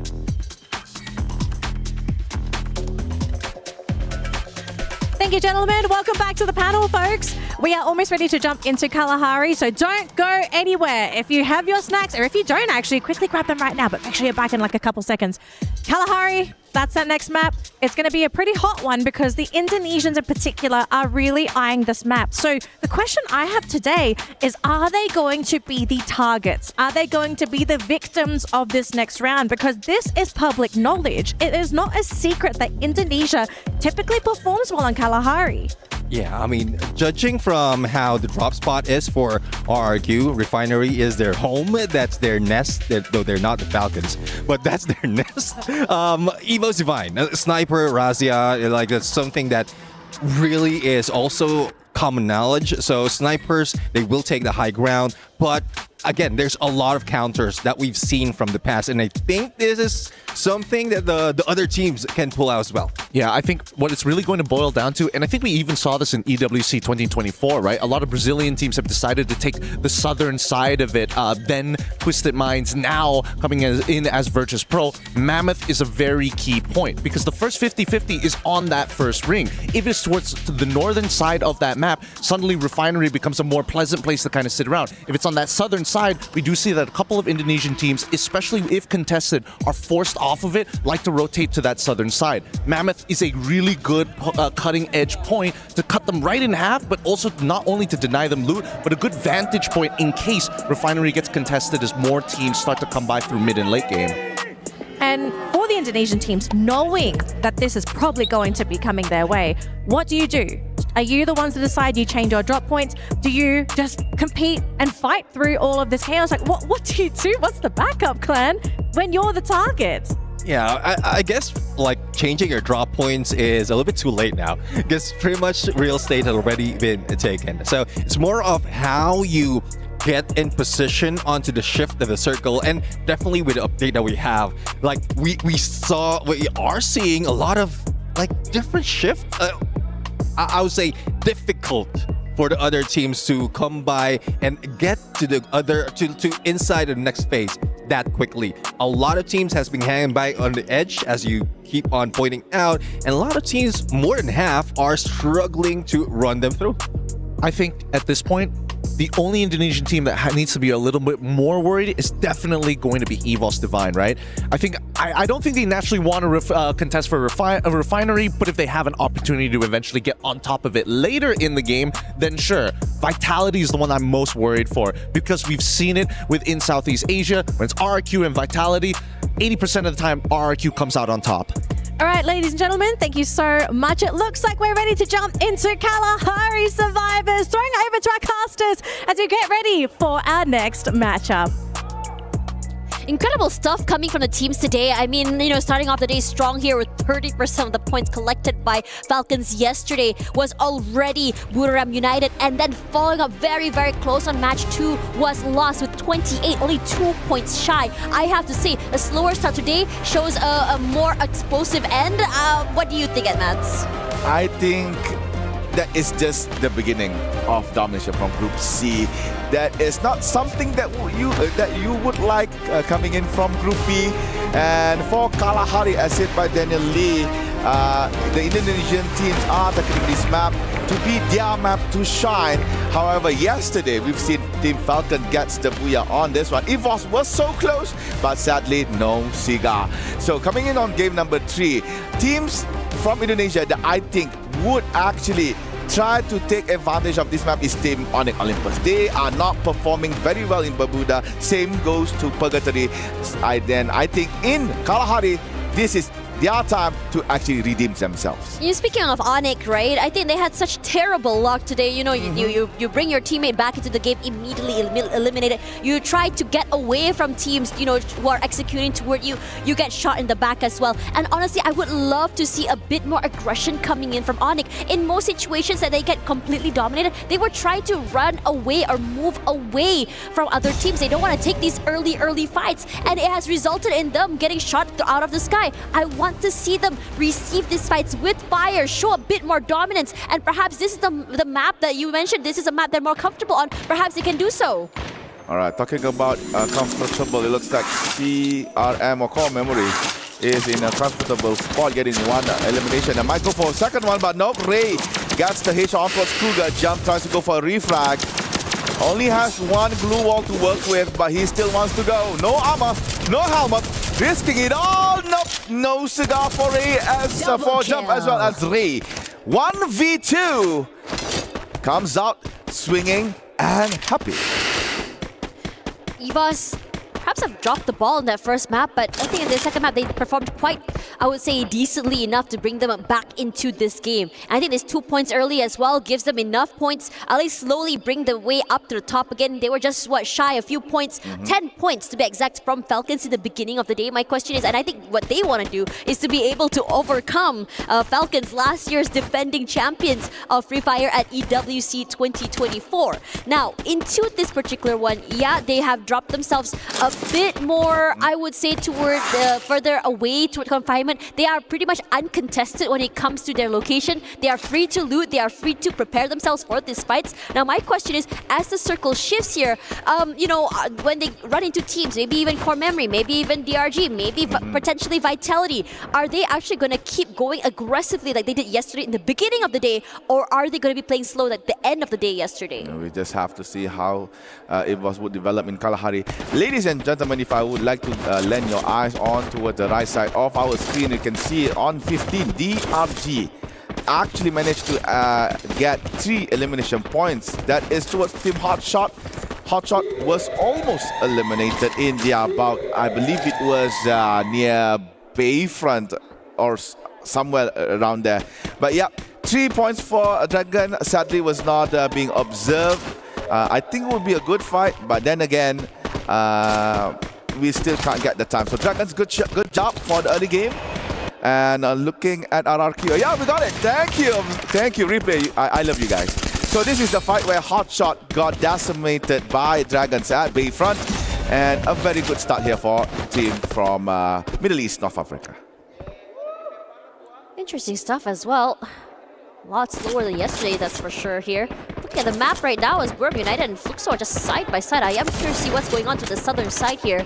You did see a bit of a skirmish for Vitality as well. One of their members getting one player already fairly early. Lost is also close by as well. Whether or not Lost actually wants to be able to take this early fight should be seen, but I'm not too sure if Vitality is aware that the final member of Hotshots is still very much close by. He's still very much quiet as well. He's trying to make sure he can go and reconvene with his teammates. They actually know where's Hotshot actually, because they have put bounty. There we go, that's the fight. So I believe that it was a strategy to go away. But talking about fight, Tash is pointing out that Buriram and Fluxo meet each other. Wasala will be the first casualty in their interaction. So 2 elimination from team Fluxo. And yep, 2 Buriram members has been eliminated for the current time being, but still have a lot of space and time to revive it back. So Fluxo still playing the southern side of the map. In every map that they are playing, very nice rotations as well. Loss is doing good right now. Loss already, while we were looking at the screen right now, they already got I think one elimination as well. They're just playing very slowly, just collecting these points. And it's not all from full 4v4 fights either. And now they have access to this armory. This should really reinforce themselves when it comes to firepower, when it comes to fights as well. I think they have a fairly good idea where the other member of Action is. I think they're looking for the hunt as well. And over on somewhere on the map as well, Rasha is going huge with one pick off, with Adam getting knocked down already. Nearby confinement, nearby command post, sorry. Vitality spots a team Onyx. Adam has been eliminated. Now they are actually pushing bullets towards Noki, left alone in a small building. Noki just have to sit quiet. Maybe it puts Noki. Trying to jump hook away from Vitality, but sadly the pole says no. Yeah. So another point here for Vitality. It's unfortunate. I mean, you want to be able to get out quickly, but even then, there's no guarantee that he's going to be able to grapple away safely as well. Because we've seen Vitality in the previous game, and it was ridiculous as they shot the players running away from them. It was just insane. Now, coming to this one, DRG is now on fire. They started the day strong, at least on the first half of that map, and they did pretty decently as well. 3 eliminations already in the bag as we move our sights onto Alpha 34 alongside R7 here. R7 rushing away to safety, running away. They do not want to take this fight, but Games King is not allowing that to happen. You see us, you fight us, and if you show your back to us, you will fall. Steals him away. 3 points here for Rainbow 7. Caught one of the members from Team Alpha 34. And Alpha 34 does not want to be in that kind of situation anymore. And this is a short replay. We could see Anas was not spotted by Rigby. Rigby did not check his corners properly. So basically he was invincible and invisible at the same time. What in the plot armor? What the helly? Okay, we take those. Anyways, Hotshots already very much back in the game as well. Taking that space in confinement already. Now, majority of teams are still trying to make their way to the middle here. Vitality close by. My eyes are toward Vitality, DRG, and Onyx as well as EVOS. They're just side by side right now. They're so close by in that very confined area here, but we're not seeing any shots. So there's this gentleman agreement for now, I believe, that no one shoots, no one falls. And meanwhile, over to the middle side of that map here, I think RRQ are very, very comfortable. That area has high, insane high grounds as well. It's looking good when it comes to long-range fights. And in terms of repositioning as well, it gives them a lot of value. And now the circle hard shifts toward the right side. They're still very much okay. Yeah, Refinery. As said by our panelist Neptune, Refinery is basically RRQ HQ for Kalahari. They're going to stay there. And again, the best thing about Refinery is that the place is usually in favor of zone number 2 and maybe zone number 3. In some cases, up until the end of the game. So being in Refinery is actually a very good spot. Meanwhile, we're looking at Buriram struggling to actually climb up the hill. Joanna was caught out by Team Rainbow 7. Hearts takes him down with a headshot with the shotgun. And Joanna is now no more. Buriram is now being hunted by Team Rainbow 7. Moshi will be the next target. Games King entered the 10, and Moshi is on the ground, giving the 5th point here for R7. Wasana and also Get High running for their lives, getting away from this massacre team. But nah, Hax says no. I'm gonna push and I'm gonna hunt. Hax together with Games King and Soidea and Joker as well. All of them are moving together as a unit. This spots Wasana. They want the members of Buriram. It's gonna be 1v4. Wasana goes down. Now we are left with Get High. But Soidea locking in. Gets a few shots on towards Get High. Buriram might be eliminated here. Joker steps in. Gets a shot with the sniper. AWM. One more. Joker, what are you doing? You're not supposed to do that. Buriram eliminated by Rainbow 7 at 12th place. Oh my gosh! Buriram United could not do anything at all. They bit more than you can chew here, trying to fight a team that's on the high ground. And the same could be said about Alpha 34 here. As soon as they get down, they put in a bit of chip damage from RRQ toward them as well. And RRQ looking to collapse. They are chasing right now. Not too sure if they are aware that Core Memory is close by here. And Core Memory has done a phenomenal job of just waiting for these weak moments right in the middle of the fight where they're able to just overcome so many teams. And I think RRQ is aware they just can't be inside of one of these tents. They don't want to look to initiate initiate quite yet. Yeah. But as we move over to the other side of the map here for hot shots, this is interesting because just now they were the team that was in trouble. They would be knocked out many times, but they are slippery. They're able to bring so many of the members back into the game action because he wasn't seen just now, becoming that invisible man. Technically has given hot shots a second life in this map. Again, I would like to emphasize hats off towards Joker playing the unusual play of a sniper. We rarely see a sniper chase someone. Usually you get the rusher to do that, but this guy with the AWM in hand and in all odds again a member of Buriram, get high for goodness sake. He could win that clean. Oh my god. Anything can happen. This EWC such a special moment for everyone. And yeah, I'm still hyped to see what else could we get here from our EWC 2025. Again, we're still eyeing on hot shot right now. They spotted a few opposing players, opposing teams. They found Fluxo for a while, but Fluxo said, nah, we're not gonna engage with you because we know that we don't have the capacity or maybe the weapon to properly take you down. So we have to fall back. And with that said, Hotshot continues their rotation, now slowly going to maybe around that 3-road intersection between Command Post and Stone Ridge, and they finally found a compound, found a building that they could stay in and maybe sit down, quiet, and try to re-strategize. Linz falls here, RQ.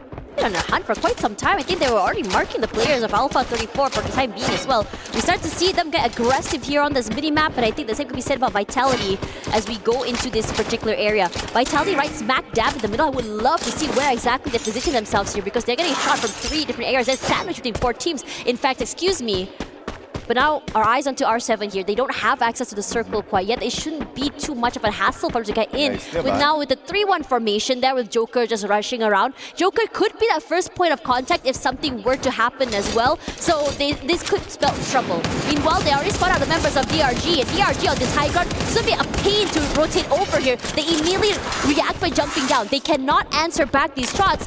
But what's more important right now is this positioning. As the zone pushes, as the circle shrinks as well, they need to prioritize where exactly they want to go.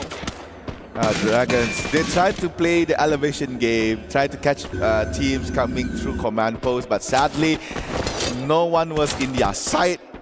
And to add salt to injury, they were shot by Rainbow 7 as well. And they are still being locked in by the Mexican team. So, Dragons, one of the representatives from Middle East and North America, has to find a way to try to avoid or maybe fight Rainbow 7 head on so they could have a safe route to rotate. And it looks like they are up to go through command post, through the inside. A lot of cover here, but surprises can come out from left, right, front, center. So they are risking this. Putting one at the back, splitting to 3-2-1 strategy. C4, Yasir and Simox will be in front.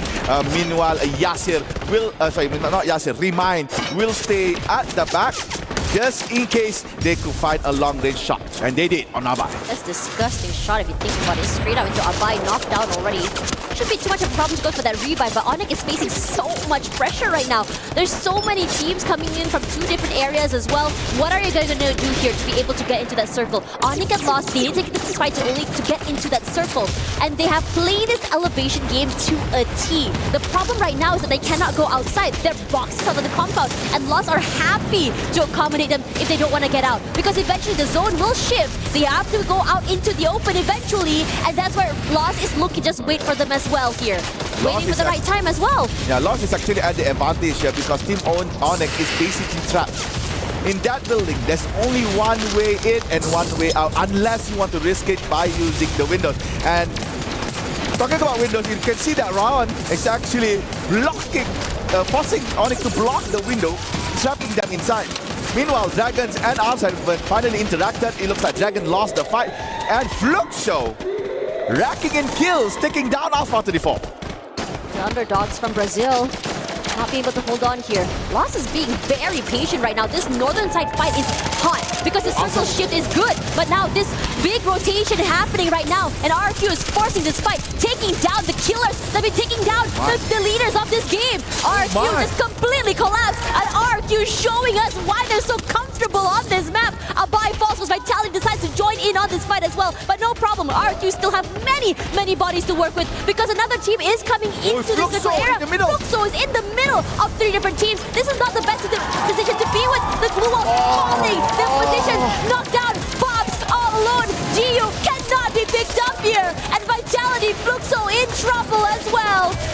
But Fluxo cannot hold on, and the same could be said about Core Memory as well. Eliminated already. This fight happening from all around the area, northern side and bottom side, as EVOS Divine look to try and bring down their Indonesian counterparts. Yeah, bodies are dropping one by one. Teams are ousted one by one as well. Now we're looking at Onyx. Eyeing on towards Evo that was fighting another team out. Just been eliminated on the first place. Meanwhile, Vitality takes down Team EVOS, kicking them out on 4th place. Now we are left Vitality, Lost and Onyx, 2 Indonesia, 1 Brazil. This is the second time Team Lost is in the top 3. And wow, Lost is showing their worth here. However, not much elimination in their bag in this game turnabout. So I'm not so sure will the points matter for them right now. But then again, they need the points to still be on top 12. Vitality doesn't have a lot of place to work with. The circle is shifting right now, and they are the furthest away. The other 2 teams are saying, you know what, let's have a stalemate right now and try to keep this team at bay. But Vitality, they rally fast. They have the high ground on top side of this building here, and this is perfect. Lost understanding this predicament, plays a little bit more close, not allowing them the position to shoot downwards. And they will jump forward, ignoring the other 2 teams. Glue wall set down as well, and suddenly they are the ones with the advantage in terms of the circle, in terms of position as well. Onyx is falling. Adam in trouble. Knocked down by Rigby. He's so quick with those shots. And Lost still boxing in Team Onyx. They cannot go out, and they're gonna continue doing so as the circle is slowly shifting towards command post. Waiting them inside is Team Vitality. Things are not looking good for Lost and Onyx. And look at that, Hyung preventing Lost from making a move. The only way for you to do this is to use the grappling gun, and that is a nice grapple towards the side, forcing Kyung to face on towards command post. Now Vitality pushing back. This is giving room for Onyx Olympus a small bit of window to try and enter the new zone, but now Lost and Vitality, both of these teams is denying entry from Onyx Olympus. Onyx took too long to leave that building. They were boxed inside for so long, and Lost knew exactly the outcome of that, which means a later rotation. And now Vitality waiting for the right timing, understanding where Lost's position is, the high ground on the top side of that of the area. They cannot go too far away because it gives them a clear view of their heads, and it might just be popped here. But Onyx still holding strong as well. They're not moving quite yet. And a message is stand up. No, Vitality is just collapsing onto Lost right now. They rush forward. They shoot as well, but Lost ready to receive them. Instead of rushing forward, they move back. They had a lot of space to work with, so they put down all of their blue walls, but not before Koja does an opening pickoff onto one of the members of Lost. But still, 3 bodies to work with, lots of firepower, and instead hiding themselves inside of these tents. Lost is looking to try to end the game with a mad kid fight. And now Zairu is attempting to go inside. However, Zairu is actually distracting Team Vitality, giving room for his member to actually enter. And Zairu goes down. This no way, General! The opportunity for Lost to go in. General is pushing in. They clear the blue up, but General goes down. Same goes to Rigby, and then it's Lost. Lost in control. Vitality will try to win this. They just need to find the last member from Team Onyx. And he is here. Crowd goes out. And booyah for Team Vitality. Honestly, it felt like such a desperation play by Lost. They knew they were running out of space and time, and they sent one player up to just catch the members of Vitality off guard. But unfortunately, it felt like they had a disconnect in communication there. Their teammates were not ready to collapse, not ready to trade off him after he rushed up forward here. That breakdown in communication actually costed them that booyah. And unfortunately, and for them as well, they died a little bit too soon compared to Onyx, who was able to survive a bit longer due to the space as well. I have to say, Vitality, this is a great game for them in terms of rotations, in terms of positioning, and in terms of recovery as well. 2 booyahs in the back here for Vitality in EWC 2025 thus far. Taking a very good position on command post, denying entry from Lost, denying entry from Onyx Olympus, and took that counter attack away back towards Team Lost. General comes in, and they were backstabbed by Team Lost. However, they managed to control. Despite the blue walls all collapsing on top of the tents, Team Vitality managed to find a way to take down Team Lost. And once Lost is done, that is the sign that, yep, we're gonna get this booyah. All they need to do is just find Crime MKS. And, well, surprisingly, Crime say, hello, I am here. Please try and take me. And there you go. Crime goes down and Vitality backs in the booyah. What a nice finisher from the Indonesian team. You know what's really interesting? The fact of the matter is, I mean, we had a lot of expectations for Buram United. It's 2 maps in a row that this team has already been eliminated fairly early. Could it be day one jitters is the question. Could it be, you know, a breakdown in communication, or could it be the execution was just not quite there? They were trying to take this almost very, very high-risk fights, trying to go up those high grounds, trying to challenge R7 in situations where R7 had the most in terms of advantage. They were moving in a 2-2 formation in many of these last 2 maps as well. They always have 2 players not early, the other 2 members running for their lives. But in this situation, they need to realize that many teams have started to chase. So in this situation, they really need to rethink how exactly they want to do these executions, how exactly the rotations are going to be happening, and most importantly, they need to really figure out how exactly or how their risk is going to be happening when you go into these big fights. Regardless, after this, we're going to be going to an interview, but for now, it's going to be looking at the highlights, where I have to say that Vitality started off the game very, very strong. Yeah, they did this time around. Finally, they've proven that Indonesia is really strong on Kalahari. And let's see, what will the representative Vitality say? We are going to go to Carol for some interview with, again, Vitality. Wow, what amazing day we are watching here at the AWC 2025. So much fire from Free Fire match so far. And of course, we gotta talk with the Lows, the champions for Free Fire World Series Brazil. And I'm here with Rigby, the rusher for the team. Rigby, congratulations on the matches that you guys have played so far. And of course, you have been showing such a beautiful and great dominance. And I would like to know, how does it feel to be showing such an amazing performance here at AWC 2025. Parabéns pela performance de vocês até agora. A gente sabe que é um campeonato de alto nível e eu quero saber como é que vocês estão se sentindo até agora com a performance de vocês. Já fizeram um buia, tem um 3º lugar aí também, um top 3. Como é que tá sendo até agora a experiência? Bom, no começo a gente acabou afundando, né? No começo ele deu uma entregada, mas a gente conseguiu resetar e recuperamos muito bem. E é isso, melhorar, no final a gente continuar a pegar o top 1 ali, e é isso. Okay, so in the very beginning, for sure, we did some mistakes, but we talked with our coach, with the full team, and we reset our mind, we set a new mindset, and we came back strong. We came back for the booyahs. Right now, we got just a top 3, but we will come back for more, and for sure, we are going to take the trophy home. And for us to finish our interview, I would like to know the expectation for the rest of the day, because you just got a top 3 in this last match. I know it's been hard. The other teams are really aggressive, but I would like to know the expectations. Quero saber quais são as expectativas de vocês para o resto dos dias, mesmo que as partidas sejam um pouco difíceis, como é que vocês vão se preparar e vão chegar para o resto do dia? A preparação é sempre pegar o top 3 ali das partidas, com kill ou sem, manter a regularidade, e é isso. É o quê? Esqueci. Alguma coisa.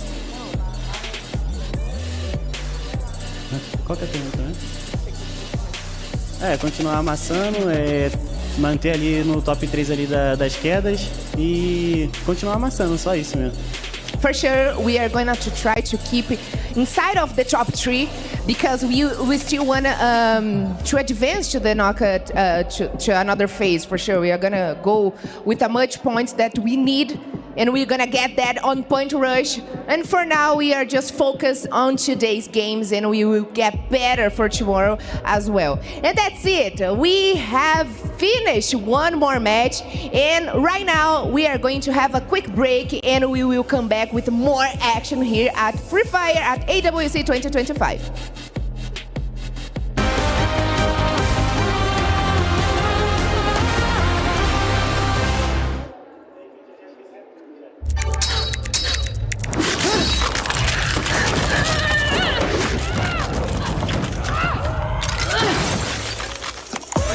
Reach your impossible, Lenovo Legion.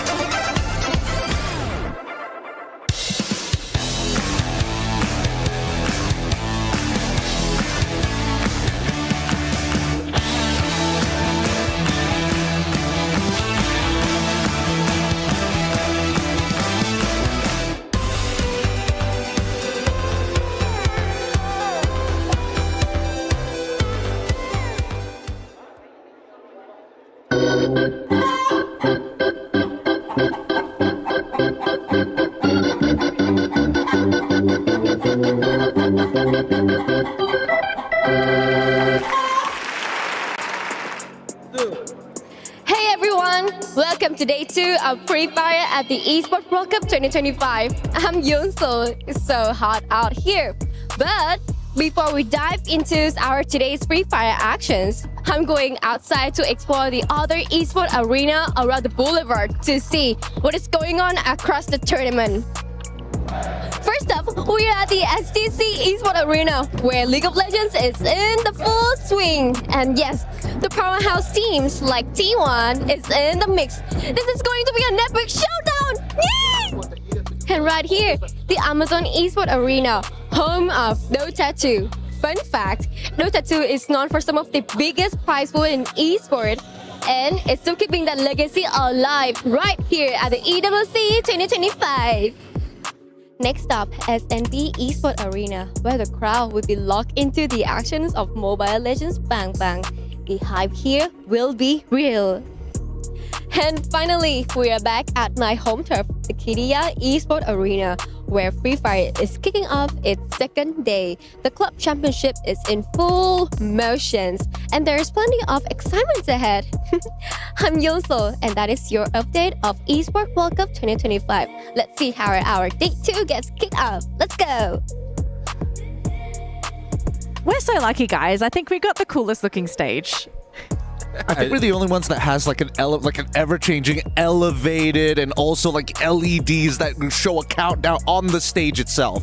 Yeah, I mean, just imagine having everyone in there and then seeing that. I felt that especially when the first time we came in, and it was something else. So I would agree with you. That is quite different and very good for Free Fire to be there.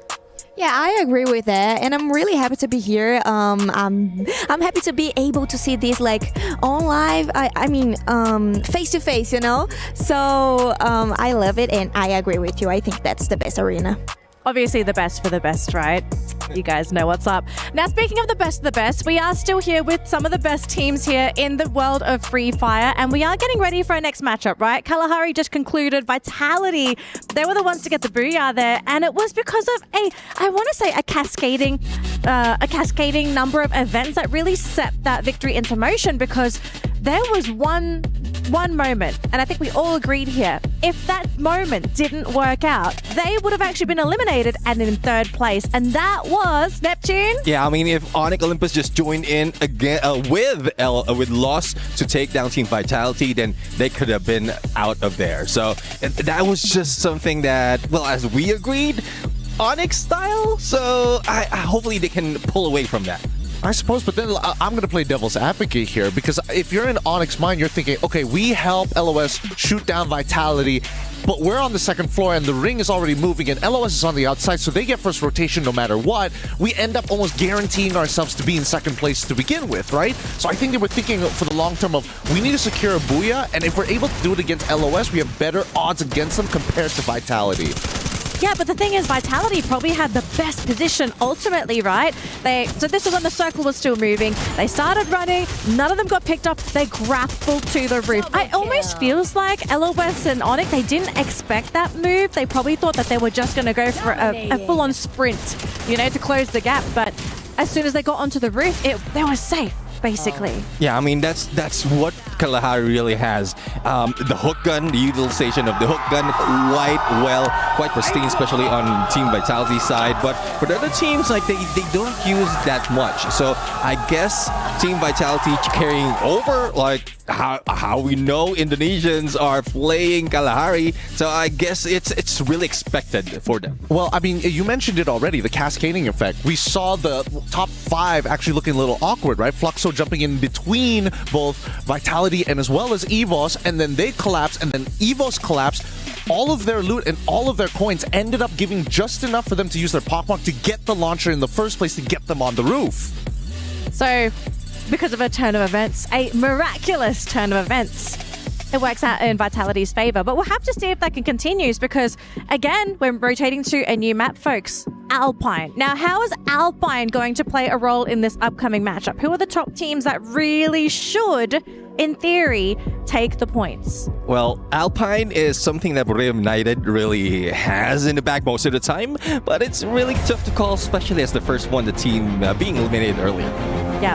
All right, Carlos, looks like, folks, our casters are ready to go, and the match is ready to go. We're going to be jumping into Alpine in just a second for match number 4. Throwing it over to our wonderful casters, and let's see who nabs this next Booyah.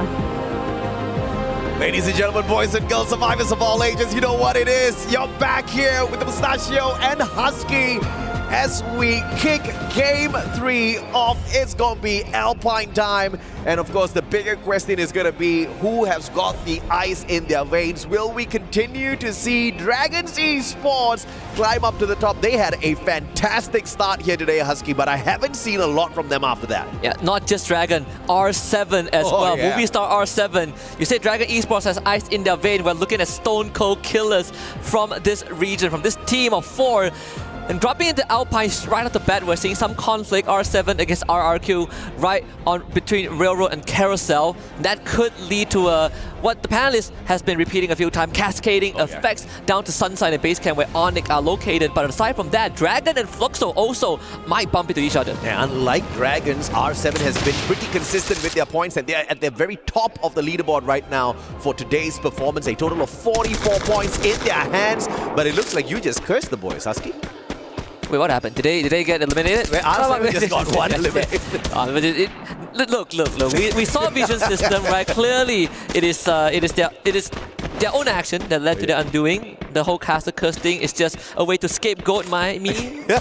I'm not going to take this down lying anymore. I need to stand up for myself. Well, it looks like Della is standing up for the rest of his squad. Good time Turner pulled out there. He's just a pure distraction. Oh! And he gets a headshot out of nowhere as well. Della yesterday going for yet another 18 deer. Can't get the job done with the mini Uzi, but it's just a matter of time. Steps by the window. A little bit of crossfire from the opposite side as well. What? And 18 deer with a big mistake as Della pulls away a 1v2 solo as he handles the boys from RRQ. Catastrophic from RRQ. What was 18 deer thinking?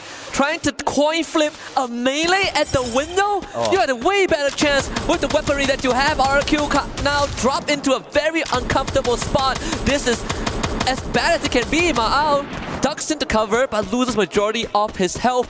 R7 once more ice cold. Yeah, 2 more survivors here for the side of RRQ. One mistake, and instead of putting a stop to the momentum of R7, they boost them up even further.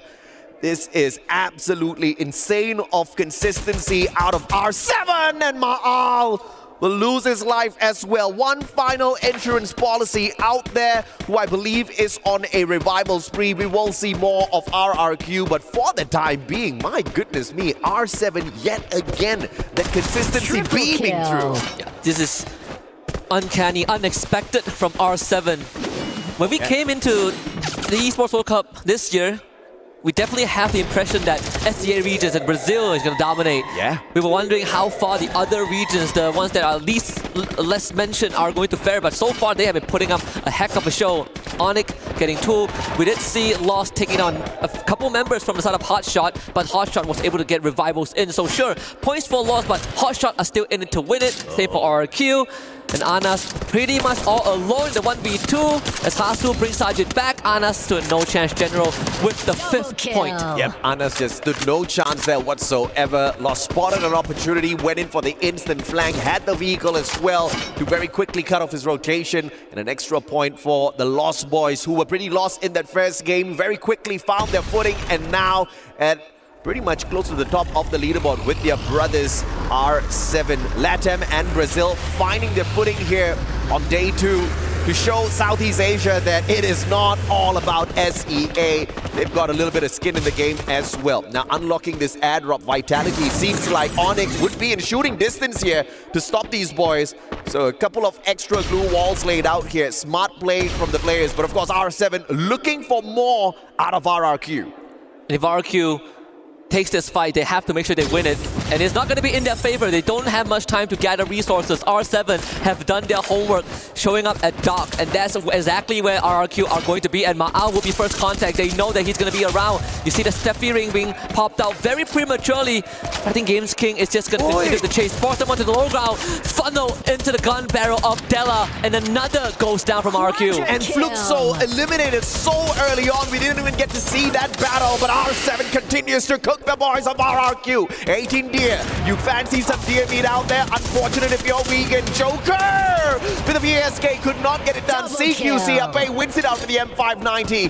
RRQ hoping for a tad bit of a comeback here. They've won out the first round of that bout. Della once again stepping back in to see if or not he can save the squad. RGS 50 in the hands of Games King as well. This is going to be deadly. Dudes turns it around. XF8. Della with the chrono. Saves himself for 1 extra second, but the Trogon out of meta. Can he save his skin?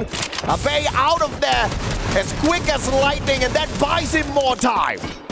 Honestly, only Abai has enough resources to keep the team together, but at the very end, just outnumbered by R7. Games King, he's bleeding out, but there's plenty of time to bring him back into the game. RRQ still in it by the skin of the teeth. 18 deer who got revived earlier on by Abai now escapes to Railroad to continue this run for the team. But the Indonesians, at least from RRQ, are not doing well at all as we turn our attention to another Indonesian squad, Onyx, as they face off against Dragons. It may seem like R7 has a vendetta up against RRQ, but I can tell you, they are thanking the boys. 7 points so far on the leaderboard, all thanks to RRQ falling time and time again to them. But Onyx up against Dragons. Dragons starting off the day hot and then simmered off real quickly right after that. I wonder where all of that extra firepower went, but up against Onyx now, it looks like they don't want to make a pathway straight for a quick battle. They want to look for that circle. So they're going to make a long rotation in towards the next zone. They've got a rough idea heading straight towards Space Camp. Yeah. And if you're Dragon Esports, you could consider going to Vantage or Ride, depending on how much resource you want to loot up before the next phase, but it's generally safe if you look at the map at this current at this point of time. They do have some veterans we've seen before. Yasser, for example, Remind, who have played for the Middle Eastern region for plenty of international tournaments. I think this current situation is good for most of the teams that coincidentally all predict the circle to end up on the northeastern side of the map. Yeah, I mean, 8 years into the game, almost everybody knows how to read the circles of Free Fire already. You can see every single squad heading straight in towards base camp, because that's exactly what the pathway is looking to be like, right? Circle's going to shrink a little bit more, still going to be centered around base camp, and then perhaps moving up a little bit towards Alpha 34. This is perfect positioning for these big squads, looking for that early ground to play a good defense. What a good read. This is experience and homework really paying off. BRU, they are already in the thick of it. And this is a team that has, over time, started to slow down a little bit, play a lot more calculated, and only strike when the iron is hot. But now they are forced into a situation where they might have to start shooting early, and that could be a point of change for the team. With so many teams around that could punish them. Hotshot though made a full recovery. Now they're going to come in from the southern side of the map through Stadium and Rivermouth. 75 points. It's a lot compared to what they've been able to show us previously in those years on the global stage. This is very impressive from Hotshots, but we want to see them at least cross that 100-point mark. A little bit of a replay earlier on as well. You saw how R7 got the job done. A little bit off meta here with the Trogon, but it served them well. Speaking of off meta, Trogon, Jonah and Wasana holding on to those guns. We had big questions. What is Wasana going to do without his Tatsuya? I'm pretty curious as to how he's going to handle it as well. Thus far, past 2 games, they haven't been doing all that too good. We even saw Wasana talking about how when he came into the team, everyone helped him get to his feet, to play like a team, to play like a family and the friends, and to get him up to speed. It took him almost more than 1 year to get their first trophy, to finally prove that he belongs in BRU, even though all of us said that he is the perfect fit, but they needed an achievement to cement that fact. Now EWC is going to be that redemption arc. Moshi takes contact as Alpha 34 now rushes into the building. The attic fight is going to be very, very congested as bodies start to hit the floor. Lin's first to go down. Wasana with the Trogon once more, just pumping out bullets right into the ribcage as Jonah finds Hisechi.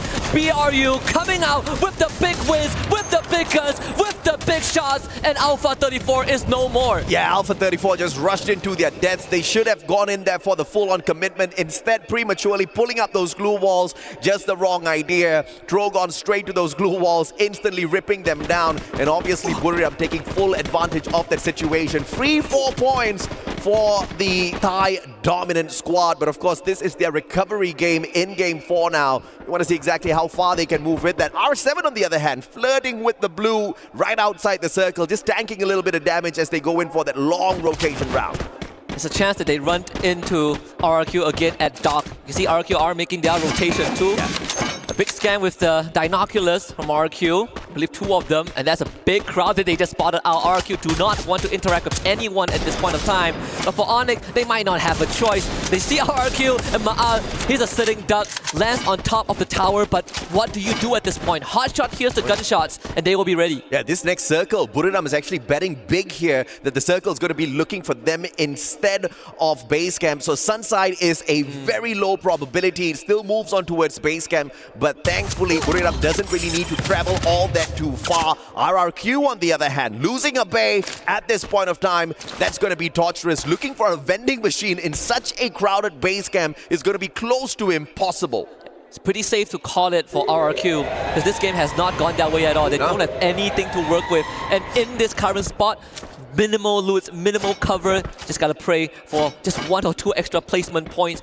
But for R7, Carousel used to be safe, but with a rotation from BRU, there's a chance that because the circle didn't end on Sunside, they could pivot towards Carousel. Yeah, I just expected them to just strut in towards Sunside. Instead, they wanted to go for the long rotation. Unfortunate for them, R7 had the exact same idea. Now Buriram gets to gatekeep R7. We'll catch up with that action in a little bit. The Lost Boys, on the other hand, very, very far away from base camp. As they move on in, they are at risk of being gatekept by 2 squads, Vitality as well as Dragons, and this could just serve Dragons up really well. As Vitality puts in that hard work, they could look to steal away some crucial points off of loss. Not only that, Core Memory and Evos are also around the corner, right? That could escalate into a 4-squad fight.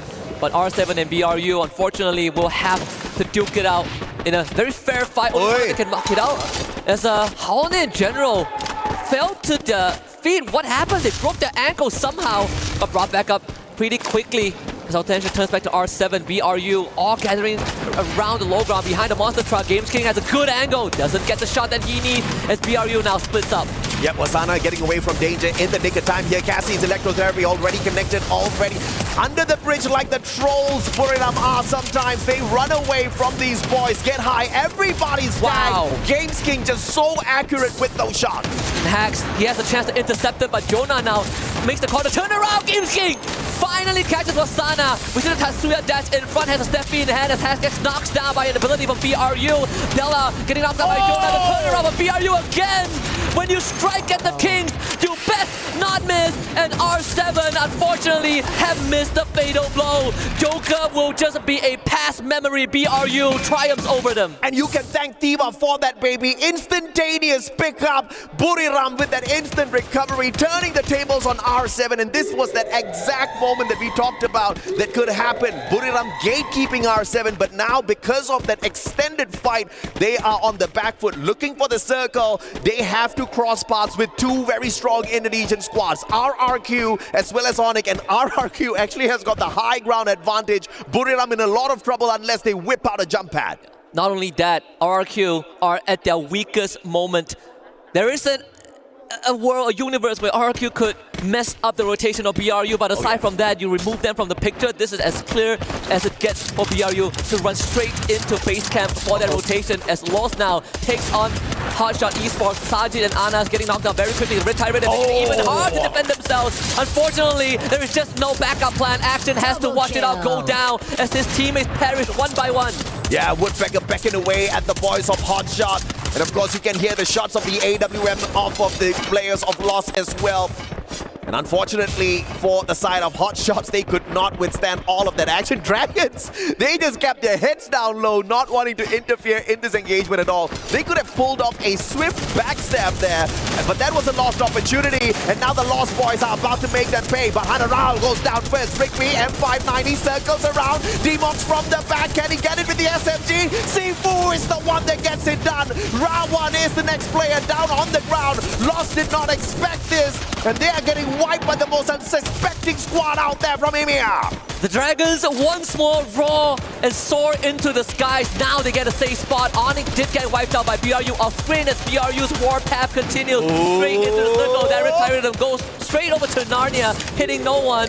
Crucial ability on cooldown this late into the game. A124 in the hands of Koja. Vitality, Booyah winners of the previous rounds, but the kill feed lights out once more, and it's all blue, but BRU are the ones that are winning. Yeah, nobody gate-kept Buriram, and unfortunately, EVOS is the one that prays, and it wasn't even some CQCs. They were taking those long shots from afar. Extra 2 points collected, and now that puts EVOS at risk. They cannot find the Booyah that easily. Core Memory up against EVOS. Buriram joining the fray as well, but they take the top of the roof. This is going to give them a little bit of an advantage, but also pulling in the attention from Vitality's grenade. And BRU already has 15 eliminations under the belt. If there's a time to stop them, it is going to be now, or they will run away with the group stage. RRQ finally eliminated, but Zenzi starts it up. Cougar with the follow-up. 2 down BRU. Wasana finally confirmed as Get High gets back up, intercepted by 5's MKS. Core Memory and Vitality have a singular mission, and it's to wipe out BRU, and they get the job done. Oh, beautifully done here, and Sifu finding Koja from the back. Will Dragons be able to rip away their Booyah here at the expense of Vitality? They do have digs right up on top of the roof with the bird's eye view, but the glue wall melters all laid out already, and the circle favoring the EMEA squad as well. Dragons stand a strong chance, but unfortunately this is going to drag in all of the rest of the squads towards them as well. Vitality caught in a conundrum. Which poison do you pick? Do you fight the Middle Eastern team, the Dragon Esports, or do you run straight into Core Memory? Because both of them will turn them into dust and into the past. Core Memory is their pick, and that costed them 2 bodies. Evos now joins the equation. AimGod takes out Diggs. Hotshot still has a survivor, but this is most likely going to be between Core Memory and Dragon Esports. 4 teams remain. Unbelievable stuff here. Core Memory with the consistency, but Dragons just showing that they want to make it through to Point Rush. Yes, here down on the ground, Cougar's gonna make sure that he gets put out. But from up top, Risifu finding one great connection with jump, pulls out a glue wall to block himself off for an important pickup onto Remind. He doesn't have the Diva. A tad bit slow there. Thankfully, no grenades fighting the players of Dragon on the roof. There is a chance that EVOS messes this up, and in fact, even EVOS has to deal with the remnants of Hotshot. As Cougar rejoins the rest of his team in that ground floor circle, will move to the western side of this compound a little bit. A lot more building to work with. Great nice action in the back line. Ray still surviving, but now has to dip into the shadows. Hotshot out in 4th place, and another top 4 finish for the Pakistanis. Yeah, but that's good enough for Pakistan, man. I mean, getting in towards the top 4 after struggling a tad bit there. Good on them. We want to see more, but can Dragons do the impossible? Can they wrap up a solid Booyah here at Alpine? Core Memory, they've got the numbers. EVOS on the other hand, just need to play the game of survival. Ray circling on towards Dragons. This might just be a potential distraction the Dragons go for, and unfortunately Core Memory can take advantage of this. This could also be slowly shaping up into one of those unexpected but very welcome storylines. The underdogs of this competition, Dragon Esports versus the underdogs of Thailand. Core Memory, one of their better performers. I would say one of their best performers so far in the group stage. Dragon are down one man, and that is something that Core Memory can work with. But as the siren sounds for the last time, Core Memory takes a shot in the back. Remind has all of them confirmed. Let's see if Dragon can close this out. You hear those drums of liberation in the background, gearing us up for a solid booyah. Who takes it? Thailand, or are we gonna see Emil walk away with a solid booyah? Ray's in trouble. The players surround him at 590. He's hanging on for his dear life and will tag the blue. Emil doesn't care. Seamox finds him, but that also sacrifices a little bit of their health. And I did not expect a revive to come out of nowhere. But now Cougar and squad wrapping on in, waiting for the circle to drag Dragons towards themselves. This revive most likely would just be a distraction at most. Seafolk taking plenty of damage from Core Memory. But at least for Dragon Esports, there is an X factor. Don finds Yasir, and that is the guy that just got brought back. They get vision. Remind can see it, but cannot fire. Down to a 3v4. Seafolk now big one! What a shot! But Zenzi instantly finds the trade, and Remind left all alone, and he cannot do it. Core Memory locks it in. First booyah for the team. Core Memory with the solid plays. But props to Dragon Esports, man. Out of nowhere, the underdogs getting it done. This was one of the hardest underdog circles we've seen so far. We almost were about to witness a Group C takeover for day number 2, but thank goodness Vitality stepped up in the previous game, and then Core Memory. But it still does not take away the fact that Group C came in swinging. Dragons Esports, good round 1. Game 2 and Game 3, not the best, but Game 4 was another opportunity to show them that the Middle Eastern region are constantly evolving. And Core Memory so close to that number 1 spot already, putting in enough work, solid number of points as well. I believe 12 eliminations they walked away with in that matchup towards the very end. And that's the kind of performance you want to be chugging out in these lobbies. You don't need to aim for the skies all the time. You just want to have more than 10 eliminations, get to that final circle, and you're pretty much good enough to get your squad into point rush. That was a valiant effort turned into a solid booyah. And at the end of the day, it depends on the perspective of the players. How do you want to finish the knockout stage? Do you want to finish in the lead and make a statement piece right off the bat? Or do you just want to do the bare minimum, make it through to point rush, and then start showing all your cards? And I think in this case, teams like Hotshot and Dragon Esports are looking at the latter. But teams like BRU, Core Memory, they're looking to instantly tell the world that they are here to take the trophy away. And if you don't step up, you will not stand a chance. Yeah, absolutely. And of course, this was a shocker for everyone, no doubt whatsoever. But Lost kind of losing that opportunity a tad bit late. But of course, we've got Yunso out there with an interview set up for us. Let's see exactly who she's got with her. Alright then, thank you AJ and Husky, and here's our little interview of our Cougar here. สวัสดีค่ะ Cougar โอเคค่ะเป็นยังไงบ้างอะอะไรนะครับเป็นยังไงบ้างก็ เป็นยังไงบ้างครับดีใจครับที่เปิดบูย่าแรกได้ก็โฟกัสเข้ารอบชิงครับ So we are pretty happy and excited that we are finally be able to get the first booyah. And from now on, we're gonna focusing on getting to the championship. Oh, that's really good to hear. So our second questions. Okay, Cougar, so how do you feel about when your team we are having a change of a player named Don? How do you feel about him? Does it make a huge difference in our game? ก็ในทีมมีเปลี่ยนเพลเยอร์มา1คนใช่ไหมฮะคิดว่าผู้เล่นที่เข้ามาใหม่เนี่ยฮะ มีผลต่อรูปแบบการเล่นหรือว่ามีผลต่อผลลัพธ์ในการเล่นแต่ละรอบไหมครับมีครับก็เป็นอินเกมครับพี่ดนก็มีผลเยอะมากเลยครับคอยสั่งพวกผม Yep, actually there's quite a huge effect from the new player that just joined our team. He's like kind of like our new AG.AL and like keep giving us the order. What do we have to do if there is an urgent situation happen during the games? That's really good to hear because I also find that there's a different thing about core memory that is done and they make a huge difference. So good luck in your next game, Cougar. Fighting, Susuna. And now let's throw to our break. But first, we will give you a final blow.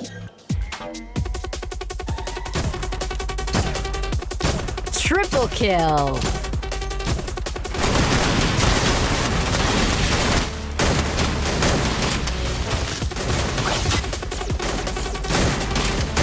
Triple kill. Triple kill. Quadra.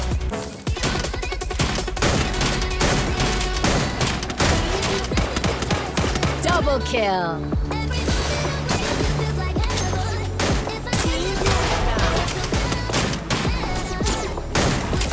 Triple kill.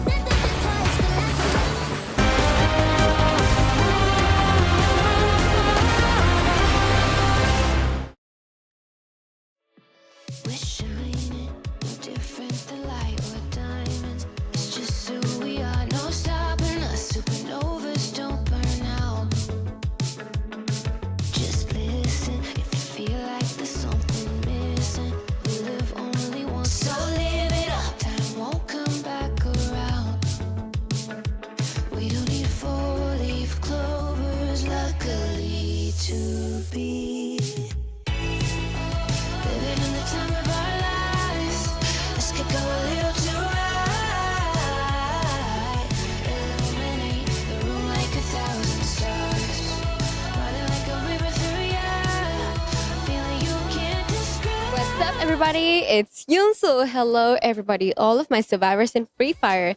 As you guys know, in Boulevard we have so many fun activities, having good foods to enjoy. All of the best thing in this life in esports waiting for all of you. But today I'm right here at this very futuristic place, beautiful place. How do I call it? Aramco Sim Arena. Right next to me is a simulator racing gaming. I really want to try it, but I'm wearing a dress, but who cares anyway, right? So I'm gonna first try my... Alright, headphone please. Oh. Alright, gonna start my game now. Nice, thank you. Kalma. 7 orang. Woi, kita kanan kiri aja ke sini. 100. Ini gas yang dekat. Sekarat banget. Supernya sekarat, kenok supernya. Nah. Ini satu orang lagi keluar. Gas aja, nah satu lagi. Woi, kalma boys. Gas. Biarin. Boy, let's go boy. Ada pais. Aman. Ingat suntik. Iya, santai. Itu, lo orang tuh. Ingat guys. Garot. Gua enggak ada kepal. Kanan dapat. Kanan 2, kiri 1. Iya. Kananin enggak sih? Gua mijon dulu, santai. Gua ada kepal gua. Ada pais. Sekarang. Gas. Shoot limiter dia. Satu lagi guys. Shoot limiter dia aja. Bisa pegang gua aja. Dah, mati. Bisa pegang. Bisa coba pegang. Bisa, dua-duanya bisa. Lu pegang aja. Iya, gua pegang. Barisan. Cucuin guys. Sini. Oh, kita. Gua ada kepala. Ayo, kepala. Sini, let go. Bukan. Barang, ingat.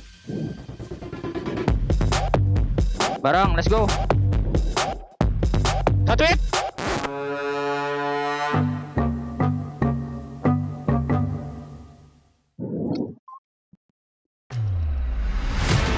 Clear.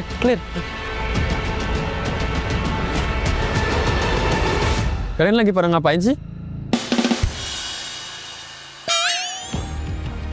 Memory have created their first memory here at EWC, grabbing their first booyah on Alpine of all maps, and of course they're going to be feeling fantastic about that booyah. Back to the panel, our panelists, pretty surprised actually, because it was a pretty tense showdown during that final circle. We had 3 teams, right? We had EVOS with their lone player, we had Core Memory, who are basically the raid bosses, and then we had Dragons. I think a lot of people were cheering for Dragons to win that, but Core Memory, ultimately, they just played better. Yeah, and core memory, they are really good at fights. I mean, they are mechanically good, but I think they weren't just not that adapted. I don't know. I don't feel that because yesterday they played. I mean, it wasn't like a very good game, but now they can grab like the Booyah, which is really cool.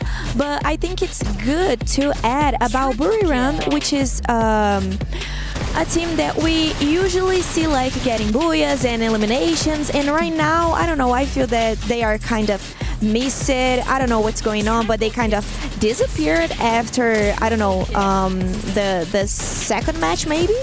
Yeah, I do agree. It seems like Buriram United is slowing down, but speaking of disappearance, like from the start of that match of Alpine, we had 3 teams who were in the top. R7 lost as well as Fluxo, but they disappeared a little bit too early. So maybe the map was a bit too cold, you know? Yeah, this was kind of sad. I think it was something personal with us, with our Brazilian teams, and I'm pretty sad too for like Alpha 34 because they're not clocking. They can play. I don't know what's going on, and I think in this situation they won't pass to the point rush, so it's pretty sad. But we still have like Los and Fluxo, and I think this was just an untypically match, and they can be like more stronger right now to the next one.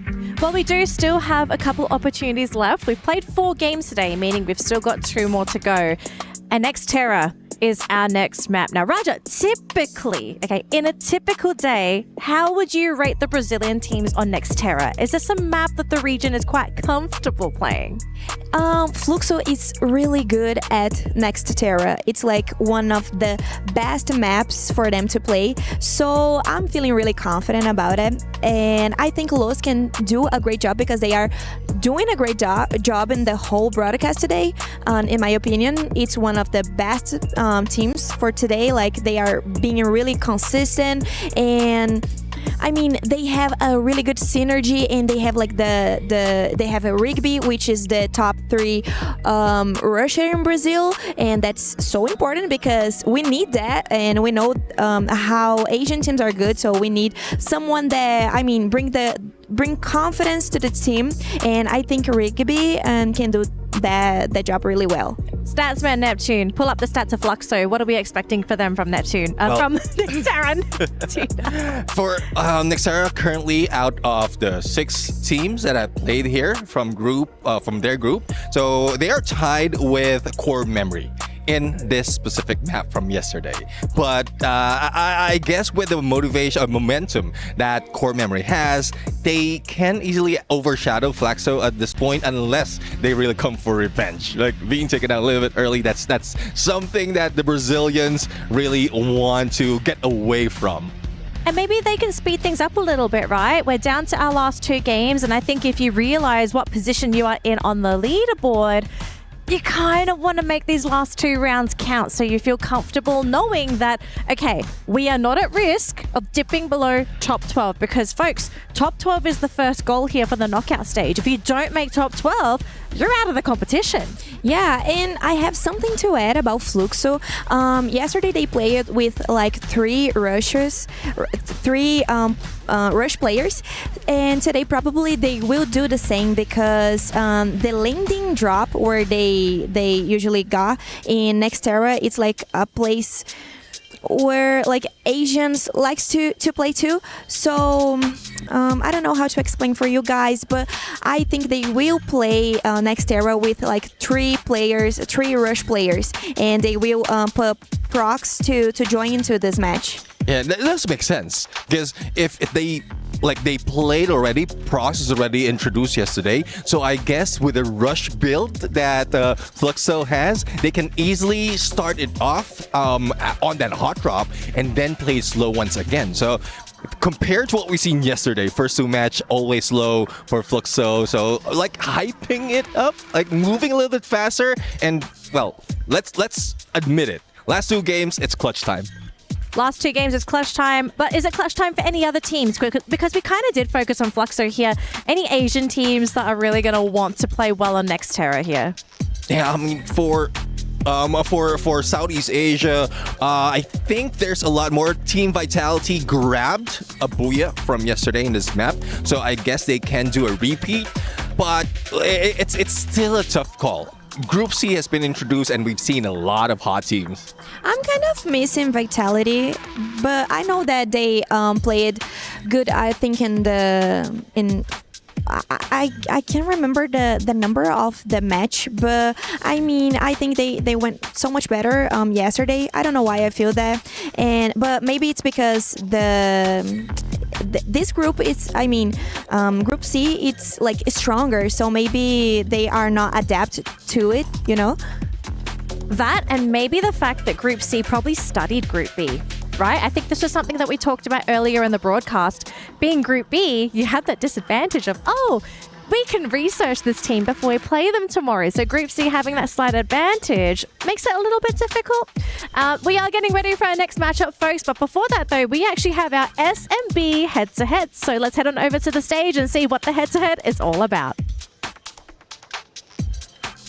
What's up, everybody? The SMB head-to-head. Hey, whoa. No, Sorry about that. You don't do that. You don't do that here. We do not get these smudges because these teams are working far too hard. And maybe this time around they can change it up here. My name's Getting Cute. This is Tash Bunny. We're here at the stage. Tash Bunny, I heard that you've got a team that you're interested in for this head-to-head. Oh, yes. Ever since Raja was completely glazing them on the desk, Lost has completely stolen my heart. They are a team that's really surprised me today with not only just those insane booyahs, those insane frags, but also they have the General. The General, of course. He's looking to lead this team to the next generation of Free Fire. But for me, I'm a little more interested in a team who has a fan base from Vitality, a team and all their members. Give it up in no prize. Give me some noise.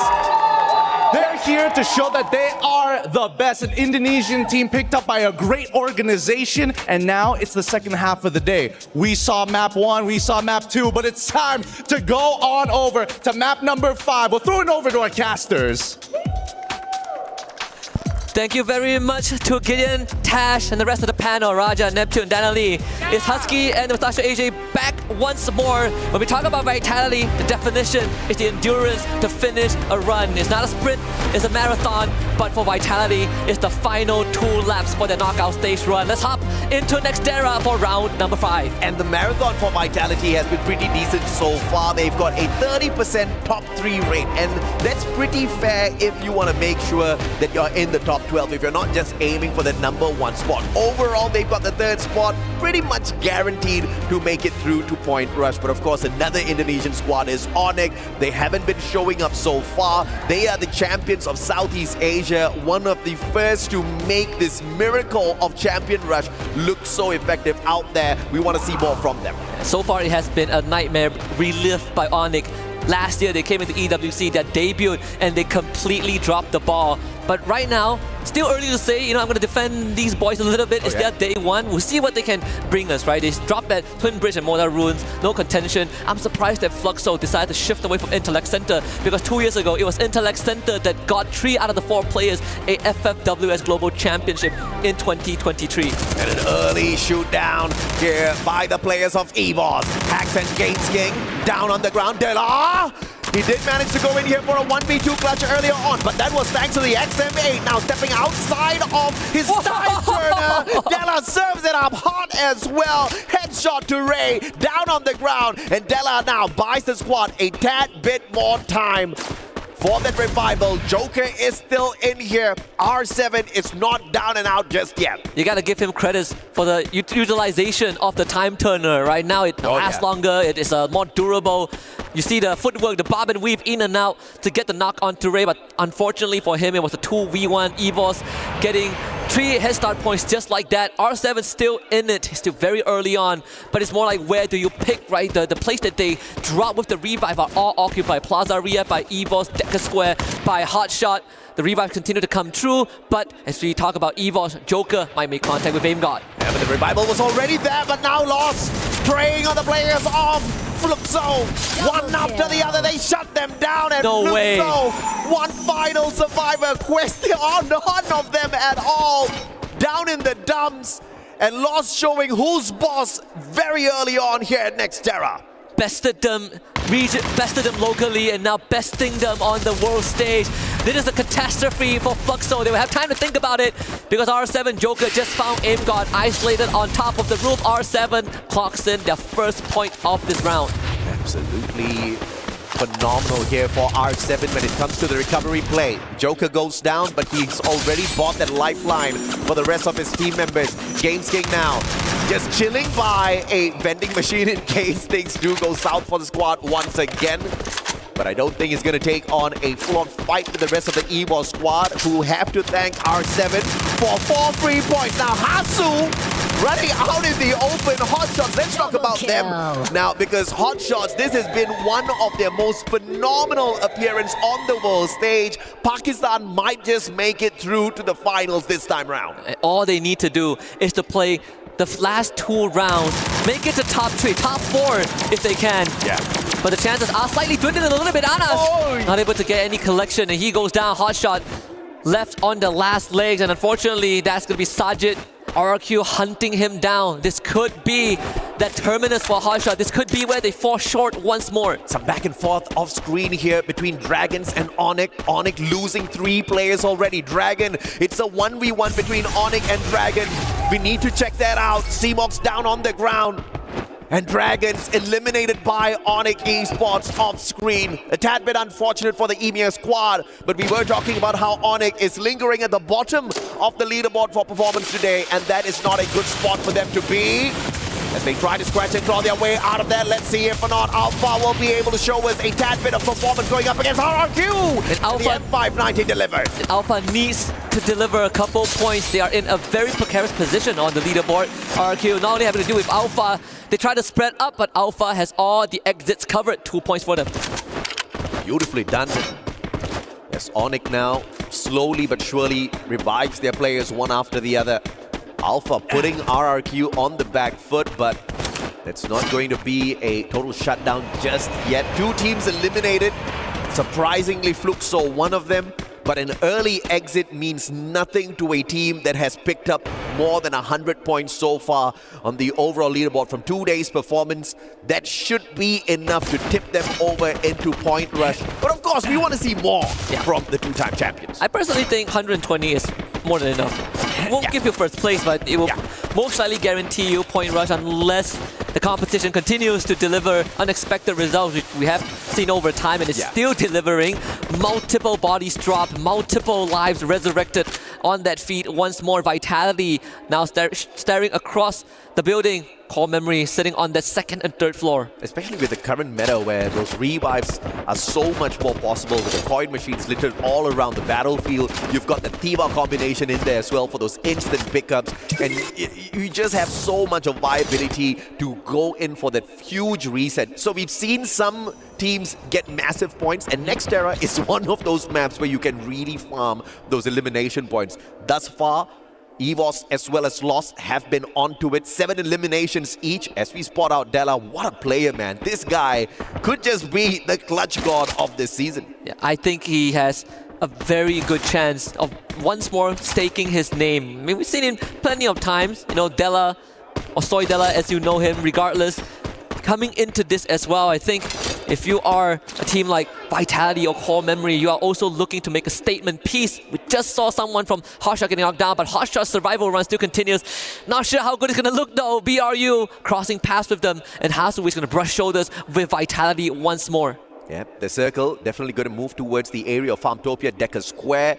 And once again, great read by these pro players, moving in a tad bit earlier. But Buriram kind of playing it slow as usual, just kind of laying low on the outskirts here at Turbine. And of course, quick highlight as well. Rasya, nobody has been able to rip away the #1 spot from this wonder kid. 16 years old and absolutely solid with the way he plays his games out there. He's definitely one of a kind.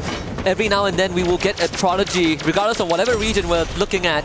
But these kids, these up-and-coming stars, they come in with such a big bang that it almost feels like a miracle every now and then. It's a seasonal thing. Oscar breaks the glue wall, 18 Deer gets a run down, the 5th point for AF. Yeah, valiant dash indeed. And of course, the sacrificial lamb right in front of him, Alpha 34. But of course, very easy to get that done when your opponent's just one guy and you've got the rest of your squad backing you up. Oscar is just a double-edged sword. But of course, we saw it on day number 1. That mad bum rush into Factory where 4 players got knocked down to the ground. That was phenomenal. I want to see one more of that play from Oscar today, man. Plenty of Oscars in this lobby, that is for sure. Hotshot really coming down to just pure survival instincts, the will to fight on because they have not been able to get anything done. It's not of their own actions, it's just the unfortunate circumstances, the reality that they kept running into different teams. Oh, beautiful. And then rest onto the shoulders of Hasu. Does he take a gamble on this point? Seems like he will opt for the safer route. Museum is the next closest point with a vending machine. It's a very interesting plan here by Hasu. He could have stuck the full squad revival here with that revival platform, but instead is choosing to pick up those coins and, like you said, head on over to Museum, find a vending machine to bring his squad back in here. We'll check in with Hotshots in a little bit. For the time being, though, this might just turn out to be utter chaos. Buriram, EVOS, Core Memory, all in a tight little spot, waiting for that next circle to approach them at Plaza Ria. And not only that, off-screen from Topia was occupied by Onyx. They scanned out Vitality and they took the portal gold too. So that fight might break out between these two Indonesian rivals. Another revive spree for Hotshot. So they are going to be back in the game, but time is going to start ticking pretty fast. Nando 9 and Haone taking down the members of Alpha 34, a quad and a 5th for Haone. He's just way too good. Basically locked in, and LOS lost 10 eliminations. Oh, Raone with 5 eliminations so far. SVD in hand, unstoppable with that rate of fire and damage. Redby rocking the same gun as well. They're going to be pretty deadly from those long-range shots. You definitely need those in Nexterra because you've got a lot of these compounds where teams are going to be hiding away at, only peeking from that window, and you want to be ready to take those accurate shots straight to the head. So we know R7 is ready for that final circle play this time around. They've got the combinations of that M590 as well. Of course, once again, highlight to not 1 but 2 players from EWC Esports, both Rasya and Ray dominating with the damage. And this is going to be crunch time. And look at Hotshot's position once more, completely separated. Full revive finally completed.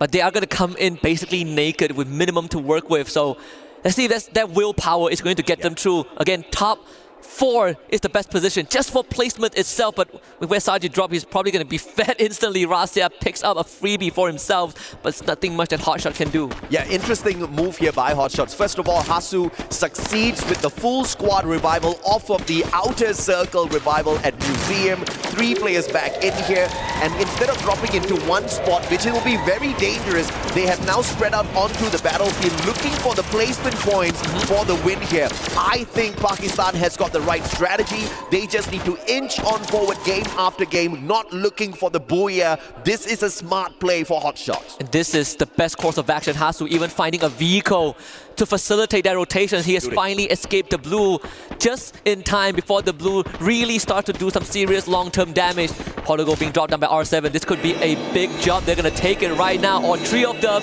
The transport will be completed on top of the roof. Vitality on one side and Onyx on the other. Yeah, I mean, it's good to see some teams not forgetting the fact that the portal goal still exists. Yeah, a tad bit expensive, but the coin machines are littered everywhere on the battlefield. R7 making good use of that. A clear rotation round, finding the roof, and now they are in prime position to play this next circle. But of course, when it shrinks a little bit more though, R7 is going to have a very, very big advantage here. So those are once again big brain plays from them. But up against 2 Indonesian squads, Onyx and Vitality, this is going to be difficult. Vitality just spotted a Hasu. So he's going to be taken down. If you're action right now, I think Hasu needs to make the call action. Just stay still. Yeah. Don't even let them hear you breathe. It's you and Anas at this point. There's no more shot for any revival at this point, aside from feeding free points to the opponents. But thankfully, you have RQ who just joined Plaza Ria. Yeah. And this could be a distraction that Hotshot can utilize to get deeper into the run. Absolutely. And that is the right assessment because Hotshots at this point of time, if they get eliminated, they only walk away with 1 placement point. They gotta wait for a few other squads to drop out there first. Lost is helping them out by shutting down player after player from Alpha 34.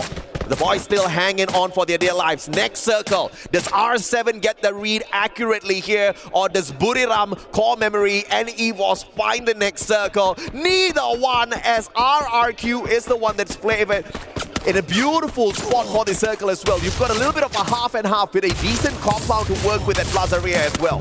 I would like to believe that RQ also scanned out the northern side, because that Dinoculus took a scan, pinged out 12 players, but the baton is going to be passed from Action to Anas, who is the closest person to the circle at Plaza Riyadh. Another big scan. I think this one most likely is going to be by RQ, by Lost, because Anas was caught in the radar. 5 members being pinged instead of 4, and Lost has 13 eliminations. I can't believe Anas is still shooting at players at this point of time, because Hotshots really just needs to stay calm and not show up on the map at all. Play those placement points, because we thought Alpha was about to get taken down, but they're hanging on for their dear lives here. R7 is still alive and kicking on the side of Alpha 34.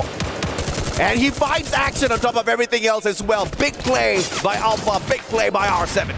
Nothing much that he can do as Alpha 34 getting wiped out. It's all down to Anas. First to go down in the round, but now last to stand. Zarasia finds another knock. This one is a big hit onto Moshi. Lost stepping in again. BRU tasting the wrath of 2 different regions in a single go. R7 against Onyx. The glue wall will not stand for long. R7 starting to bombard the compound. A fantastic glue wall erected here by Onyx, just bouncing off all of those grenades. R7 doesn't get to nick away a couple of extra lives here, and now they're out in the open, battling up against the circle. But EVOS out of the window, straight into the firing squad of Lost. Nando 9 taking good advantage with their high ground action. Hotshot out in 9th, not enough placement points for them, but we'll have to see what they do in game number 6. In the meantime, EVOS desperately trying to break down the defenses they set up to go after Buriram.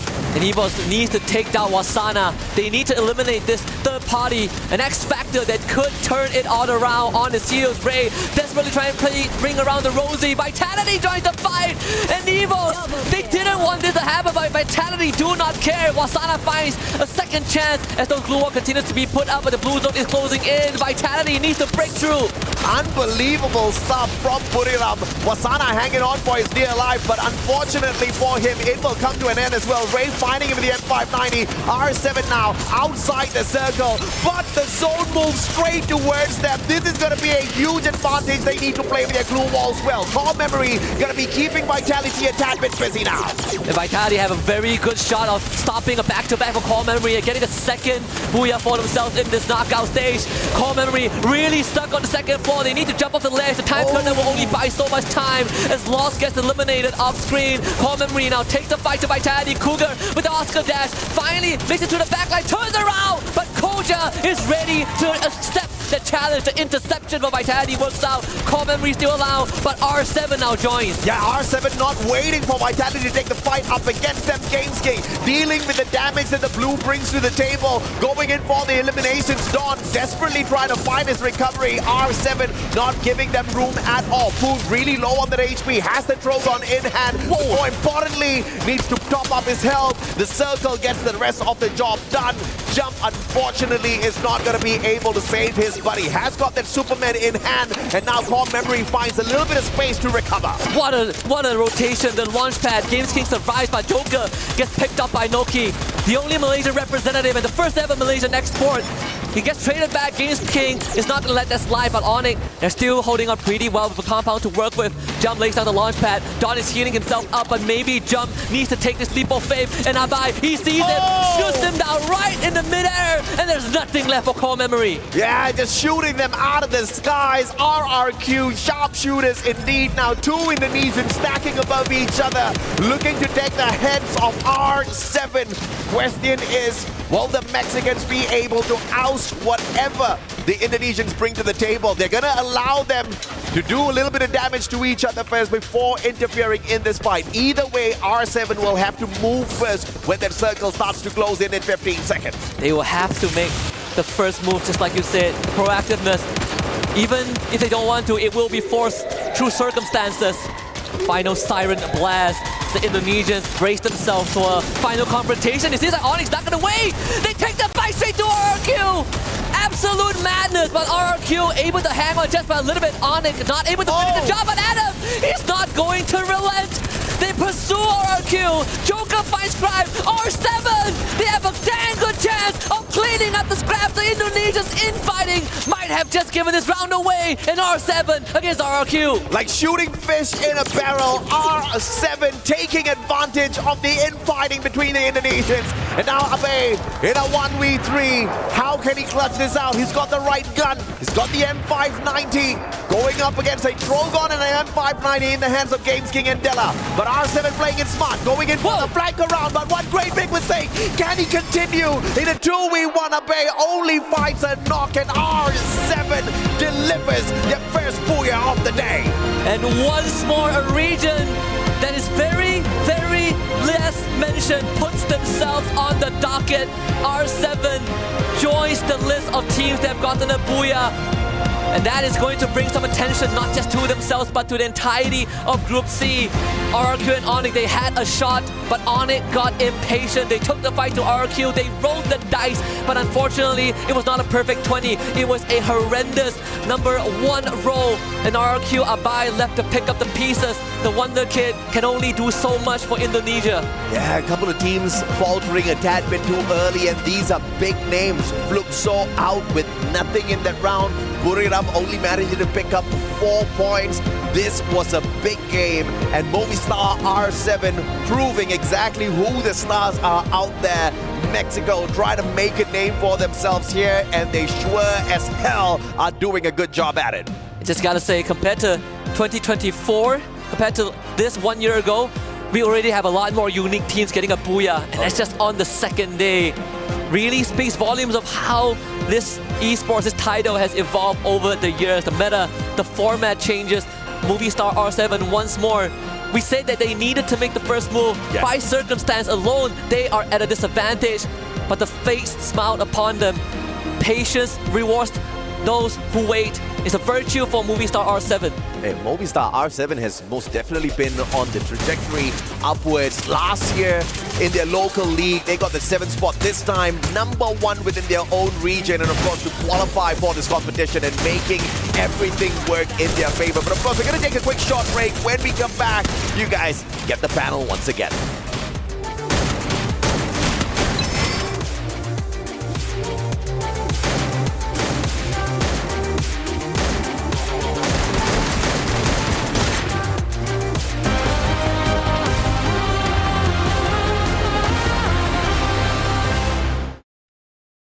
The human body was built to move, not trapped at a desk in one singular posture for 12 hours a day. It's time your chair evolved. This is Secret Lab Titan Evo. Ergonomically engineered for you, gamers, hybrid workers, artists, backing your every move.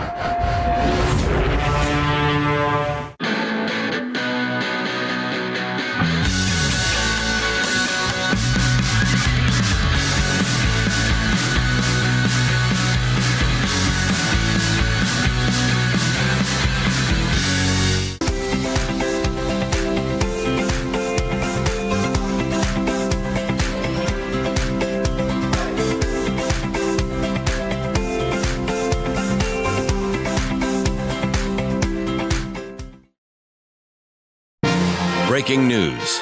Hola gente, soy Hax y le voy a preguntar al Joker, ¿cuál es tu arma favorita? ¿Mi arma favorita? Sí. La espada bulla. We are getting so close to wrapping up here at Free Fire at EWC 25, and we have seen so many teams pick up booyahs today. It hasn't been a case of 1 to 2 teams dominating the leaderboard. It has been spread pretty evenly in the grouping so far for Group B and C. Gideon, I know you have a lot to talk about this. What is it, just a case of everyone being equally skilled? Like, what's kind of happened today? I think that is a very good point. It is the case of not only people being very skilled, but also adaptable strategies that can be templated again and again and again and evolving as the regular season goes on, coming into the international tournament. tournaments. I think for now, when we're looking at these match rankings, tell me, is it not clear that the East and West battle, everybody is looking for the top? Not one side is lopsided or stronger than the other. Yeah, exactly. I mean, I love as well the difference in terms of points on those on the left-hand side. Like, it's not too much. It's not top heavy compared to what we've seen yesterday's game. So I guess this is where really, when you talk about skills, everyone is skilled in this fight. And thus, the Booyah is being taken by different teams. Yeah, I totally agree with you guys, and I would like to add that I told you guys that this will happen. So R7, it's so capable, I mean, to go to the point rush, and some people normally, I mean, they usually think that LATAM teams, they are not strong enough, but R7, it's like the best team from LATAM so far, and they are so good. I'm so proud of them too, because, I don't know, I was kind of cheering for them. So yeah, it was such an amazing job. Amazing job for them. Also, probably, I want to say maybe small factor, we had a bit of a mishap happening in that final circle. In particular, a certain boxing situation, which, okay, was that an accident, or do you guys feel like in the heat of the moment, it seemed like the right play to try and pick up your teammates, but then you're kind of setting your team up to get picked off? Well, I mean, let's look at these highlights, right? I think it's probably going to show up here pretty soon, sooner or later. But yes, Onyx, unfortunately, coming up a little short-handed. I would say yes, it is a little bit of a missight, because it's not a team effort's mistake. It is one person's mistake. They understood that potentially we could get surrounded, potentially we were going to get attacked, but by the time they noticed that R7 was actually on the ledge above, and unfortunately one of the members of RRQ who slipped away, which Onyx was the only one aware of it. R7 did not know that one of the members of RRQ had slipped away in the middle of that fight. Yeah, he did try to fight towards the end. Managed to go for the knock, but it's just a 1v4, so it's tough. But the reason why, I'm thinking reason why Onyx Olympus boxed themselves in, because we're talking about Nexterra. We do have a boxing gym right here, so... I was kind of missing RRQ because they were kind of, I don't know, I feel that they just disappeared in a moment during the matches, but when they were in the global finals in Brazil, they were like really good, so I was kind of missing them, and they showed to us like a good game, but at least R7 just got the booyah. I mean, R7, they deserve the booyah, especially when they made the right calls coming into that final circle. Unfortunately for the Indonesians, just falling a little bit too short this late into the tournament. Now, we are getting ready to jump into match number 6, and probably the most highly anticipated one on the panel, because yes, again, we are going to be going onto the new map, Solara. I want to start a discussion on this, because we did see the teams play on Solara yesterday. So we do... Okay, how do you feel this map is going to be for this matchup? Like, is it going to continue to be the X Factor map? Is maybe Group B going to have an advantage because they have actually played on that map yesterday? Because Group C haven't touched it yet. It's their first time playing on the map today.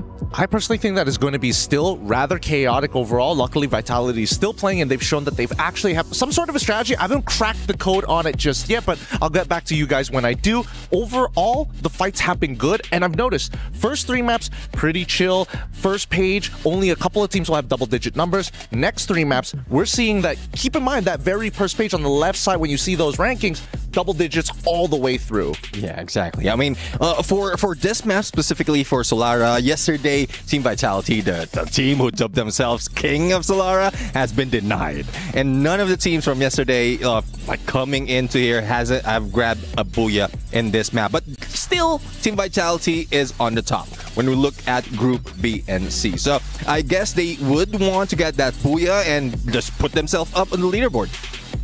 Yeah, but there's also the thing, right? Is Vitality maybe setting themselves up to be sniped, right? Like if you call yourself king, someone's going to challenge that crown. Yeah. I mean, it can be like a Fluxo maybe, because I think they need to do like a good match right now, because 2 top 12, it's not what like the crowd in Brazil are kind of expecting. So it's not the result that we are used to see from Fluxo. So I hope it can be Fluxo maybe. So we do have the overall rankings on the screen for you folks at home, and this is just a bit of a status update, okay? Now keep in mind, a lot of the teams towards the up end of the bracket, they are probably going to be Group B because they have played 2 days worth of matches, so do not panic. If you are cheering for teams in Group A and C, they still have one more round tomorrow, but there are a couple teams in the danger zone, I believe. I've got Neptune here checking out the numbers just to double check, but at the moment, for Group B, who is at risk of being knocked down? Well, Alpha 34, definitely out of all the teams from Group B mixed up with Group C, there's the ones like odd one out. Very close. 12 teams right now, and it's tough to call if they will be able to catch up. They're like second to the bottom. So essentially, they need to booyah, is what you're saying. I don't know if they'll be able to do it with just one booyah, because we were expecting at least 130 to keep yourself safe, and they're not there just yet. Well, unfortunately, there's just not enough points to go around, so we'll have to let the teams fight it out and decide who is going to end the day with our last bag of points. But it looks like we're ready to jump into Solara, folks, so throwing it over to our casters right now. Husky and AJ, take it away for our final match of the night. Thank you, Danny. Alpha 34 in trouble indeed, Mr. Neptune. They are down in the dumps at this point of time. 56 points in total. One final opportunity for this Brazilian squad to put a good amount of points up there on the leaderboard to stay in the game, to make it to Point Rush as well as the grand finals. But another team from Group B, Husky, you and I were just talking about them, Hot Shots, 85 points so far. They need a minimum of 15. 100 points is the benchmark we've got for these boys to make it through to the finals. Neptune said that 130 is the safest spot, but for Hot Shot, I think 100. Yeah, man. And then you leave it up to the stars or the constellation or whatever you believe in out there. You know, if you're born in I don't know, like the rising sun, maybe. Or believe in themselves? Believe in themselves. Like, I'm pretty sure the Pakistani fans have been really riling up the chat. Them Red Hawks, you know, these passionate fans seeing their teams play, even though they are going up against the odds. Fluxo versus Dragons Esports.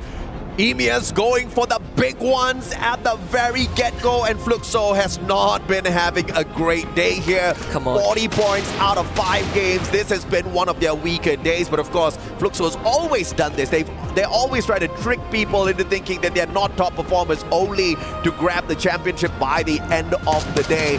But of course, EMEA is out there to impress, and they desperately need some points. But I don't know if Fluxo's the right team to be hitting down on, and Butchers in shows C-Mox. They're definitely not the right ones. It's important for Fluxo to recover, right? They got 2 rounds in a row, they got nothing. But in this case, Alpha 34, they are here to play spoilers. Because realistically, Alpha 34 is not going to make it unless they break a world record in this round. But for Hot Shot, the conditions are so much easier, and this is going to decide all of it. And Saji is the first one to go down. Action needs to back up his team, but there is going to be a different member from behind. And Hisechi from behind to backstab Hot Shot. This could be the end of the run for the Pakistani squad. Alpha 34 about to ruin a fairy tale for Hot Shot Esports, and they certainly have done it. Hot Shot Esports left with just Hasu and Action. Alpha not out of the deep end of the waters just yet. Just when you thought they were going to get wiped out, Luan gets revived back in here. It's a 2v2. It's a fair game so far. And on that revival, Luan is flying far, far away. It's a 2v2. Hot Shots can still get this done. And how beautiful, how poetic that the two teams we highlighted that desperately need some points will meet at the very first start here. Anas on the pickup, but R7 puts an end to that run. And Hot Shots, how unfortunate at the get-go here, the first squad to get eliminated. R7, AF, Alpha 34, they knew that they couldn't make it, and they drag Hot Shot down right into oblivion with them. What a heartbreaking way to go to end that run. But again, commendable effort from Hot Shot throughout the entire league. Pakistani, we will remember you. And they've definitely left an impression, but here we go. Continuing the story, the bout between Dragons Esports and Fluxo is not done just yet, but Remind is going to be done in by Bobs as he goes down. Yep, Dragons are most definitely going to be reminded, you do not mess with Fluxo. The Brazilians may seem like they're having a bad day, but they're just hanging back, chilling as usual. Lost, on the other hand, coming across one of the most dangerous Indonesian squads out there, and the focus is going to be on that recovery, picking up their team members. RRQ, dudes pulling in those revives in the nick of time to keep the squad still in play. Might be another clash on screen between BRU and EVOS 2, right? As the northern side of Studio. Obviously, in this case, we see the ping, a Dinoculus. It could be from EVOS or R7, but I'm willing to bet it's R7 that got the scan onto BRU. If EVOS sees this coming, yeah, they're gonna just back off. We see them, R7, about to engage with BRU. Moshi takes contact, almost goes down. Double glue wall to block off the engage, but Hax and Games King finds one for themselves. Get high, gets a response to the Games King, but unfortunately for R7, BRU is not here to go down without a fight. 2 versus 2. EVOS now joins in. Joker takes a hit. Get high gets knocked down. Joker fights Imgod. He gets traded by Rasia. Della finishes off Get High. Both R7 and BRU are crippled. A surprising three-way battle here. R7 jumping on and into a fight where they most definitely did not want to look for more out of, and a 2v1 now. Della, clutch guard, can he walk away with something? Aim God himself says, hell no, Mustachio. We're here to play, and he had the meta gun M590 in his hands. And R7 just slowed down a tad bit here. It's not the end for the Movistar squad just yet. We'll see more from them in a little bit, but EVOS back to their high-scoring ways. And BRU, Wasana able to slip away into the shadows just now. In the midst of all the chaos, bringing Moshi back into the fray, keeping BRU alive in this run. We've lost 2 teams pretty early on, Hotshot Esports and R7 no longer part of the equation, but at least R7, at least for R7, they still have a chance tomorrow. 6 more rounds to work with. Vitality and Core Memory though, this is their last. Pakistan, I know they are deeply disappointed that Hotshot Esports got eliminated too early here, but a little bit of a fun fact, last year at EWC 24 Hotshots, they managed to walk away with 80 points. This time they did slightly better, 87 points, but is that going to be enough to keep them in the top 12? We will see tomorrow as Group B takes on Group C. This is the final game here for Group B. Group A takes on Group C tomorrow.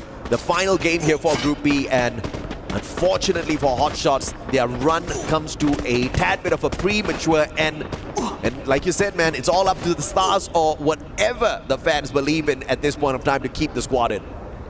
It's definitely one of those stories that it left an impression a lot more compared to last year, but almost the same ending as 1-7 runs down Ma'al. Again, RRQ just not having the start that they want. Early on, we see Abai getting taken down, getting brought back, and now Ma'al is the victim. And for Alpha 34, they know it's all for the marbles. They have nothing to lose. If what it takes to qualify is to break a world record, they might as well hell do it right now. Absolutely, and this is the fire that we are talking about, right? Alpha 34 understanding exactly what is required, and they start things off hot. And as the stars aligned for them, they came across Hotshots who were vying for that spot with them as well. And they will find more players off of RRQ. One straggler, 18 Deer. The Drogon doesn't get to save him. As Luan finds him with the M590 yet again. The next circle, though, is going to be key for the reposition for a majority of the squads here, especially Lost, who may just come across Onyx, who wants to rotate far in towards that circle as well. And with the circle closing in towards TV Tower, I think Alpha 34 instead makes a rotation. Early on, they scan out where RRQ members are at, but Alpha 34, they want more. Let's see if that greed pays off. One of 7 deadly sins is going to lead them straight into Vitality and Core Memory. Yeah, Alpha 34, initially their rotations were solid, but now into troubled waters. We'll have to catch up with them in a bit. Outside the circle, we do spot the players of EVOS. Just chilling around, looking for that loop. Circle 2 doesn't hurt just yet, but in 20 seconds, Circle 3, that's where trouble will come. And this light rail is gonna bring EVOS directly to Buriram. This does not seem like a fun pathing for the Indonesian squad. I think you stop here, you rotate southbound. There is a vending machine to work with to stock up before you hit south again to Bloomtown. That is the optimal one, considering what we can see. But for the teams, let's see if they can make that educated guess. It is once more a dice roll in this case. They dropped the Dinoculus. EVOS actually scanned out where BRU are. All 4 members of BRU at Archway. So this could give them the confirmation that they need to go southbound. Unless EVOS feels a bit peckish and they want to take on a different squad. Well, if they want a snack, you know exactly where to find that. And Solara is not one of the newest map out there. Not many teams have found full-on dominance here. Vitality calls themselves the kings of Solara. And in Southeast Asia, they most definitely have proven time and time again their capability to find dominance on this map. But thus far, no points on their side.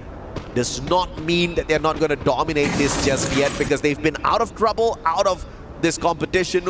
No glue walls, no medkits have been wasted so far, but they are in very, very close quarters here up against Core Memory, who's at the top of the leaderboard and perhaps a little bit hungry for those points, because this is their last game as well. My heart stopped for Fluxo. They took so long to rotate. This could cost them big time. And I think it's fair for us to, for me to at least say this, right? It's the last round of the knockout stage. Most likely will qualify. Raja, if you're listening, I gotta say, Fluxo, they have been a bit sloppy on this rotation. They're taking a bit too much of their sweet time. And a lot of times we see Fluxo, they make the rotation sure, but they lose like 60% of their health bar. Yeah. They have to be a bit more efficient with those moves. And thankfully this time there was no team to really mess up that movement. So they make it through. They get a good Dinocular scan. They get a good compound to work with just a little bit. But if we make it to the point rush and Fluxo pulls this off, it is going to really bite them in the back. What's crazy is the lowest bar that we had set was 100 points here.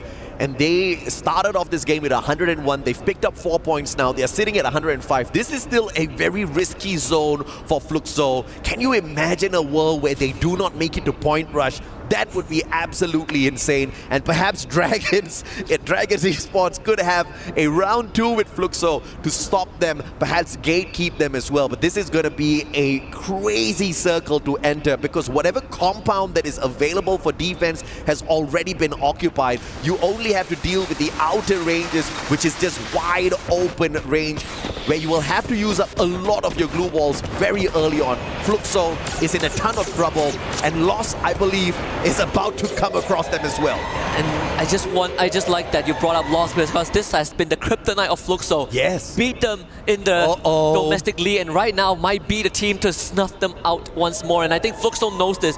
They saw 4 hostiles across the horizon, and Lost. They won it. They're going to take the fight. Here they go. Are they going to make the call right now? They send in Rick B first. Top 3 rushes. Here we go. Electrotherapy. We see that from the Cassie. And straight in! Following out to Fluxo. The retire rhythm just for cautionary purposes. The glue was put up. This is such great movement from Lost. They're trying to corral Fluxo, and now Lost finds a good spot. How are they again from above? Takes down GU. Great plays with the RGS-50 and the LMG as well. Round 1 will wreck the opportunity of Fluxo. GU desperately trying to hold on here. 105 points. Is this going to be enough for Fluxo to hang on? Hanaral picked up once again. And Fluxo, on the other hand, having the floor wiped with them. Could this be the end of the Brazilian champions? Once more, the Campeonas, La Campeonas of Brazil, Lost, showing what they are made of. Numero 1 in the region, kryptonite of Fluxo, and a heroic play from Haone to set things up for the squad. Really showing that Vamos mindset from the region. Just sheer cold-blooded engagement. Fluxo, like you said, AJ, they are in the red zone after this round. Dude, I did not expect Fluxo to be in the red zone. Never would I have ever thought this is what we see out of your 2-time world champs. No aggression. I thought they were hanging back, but perhaps they played with fire a tad bit too much. Now they need to depend on Lady Luck. They need to count on the stars in the sky and wait for them to align. But I don't know if the universe will abide by what they want. But the circle is just teasing everyone at this point. It just goes straight directly towards Loss. And Loss has got the time in the world, all the time in the world, to play this recovery and wait for everybody else to approach them in the open grounds. The one team that can stop them is Onyx, and Onyx are not going to wait. We saw Onyx in the previous round, they got impatient, that's why R7 walked away, but this time it could be different, as R7, Effie Sechi from the side of AF, the different R7, runs into BRU, still bleeding out. Gonna get picked back out very quickly. Has the blue to deal with. Evo's also around the corner. 3 different teams. BRU looking to run away. Ray wants to take down that member, but somehow couldn't land enough shots. Evo's now guards the perimeter of this compound. They have a good chance to pick up a couple of stragglers across the horizon. RRQ now is gonna show up on the radar as Wasana takes out Liz. Is about to get messy. Absolutely. R7 down on the ground, bleeding out. Alpha desperately needs those solid points. Whatever they can put on the table, they most desperately need it for themselves. But EVOS with the brilliant reposition on the jump pad, turning around, and Rasia of all players finding that long shot.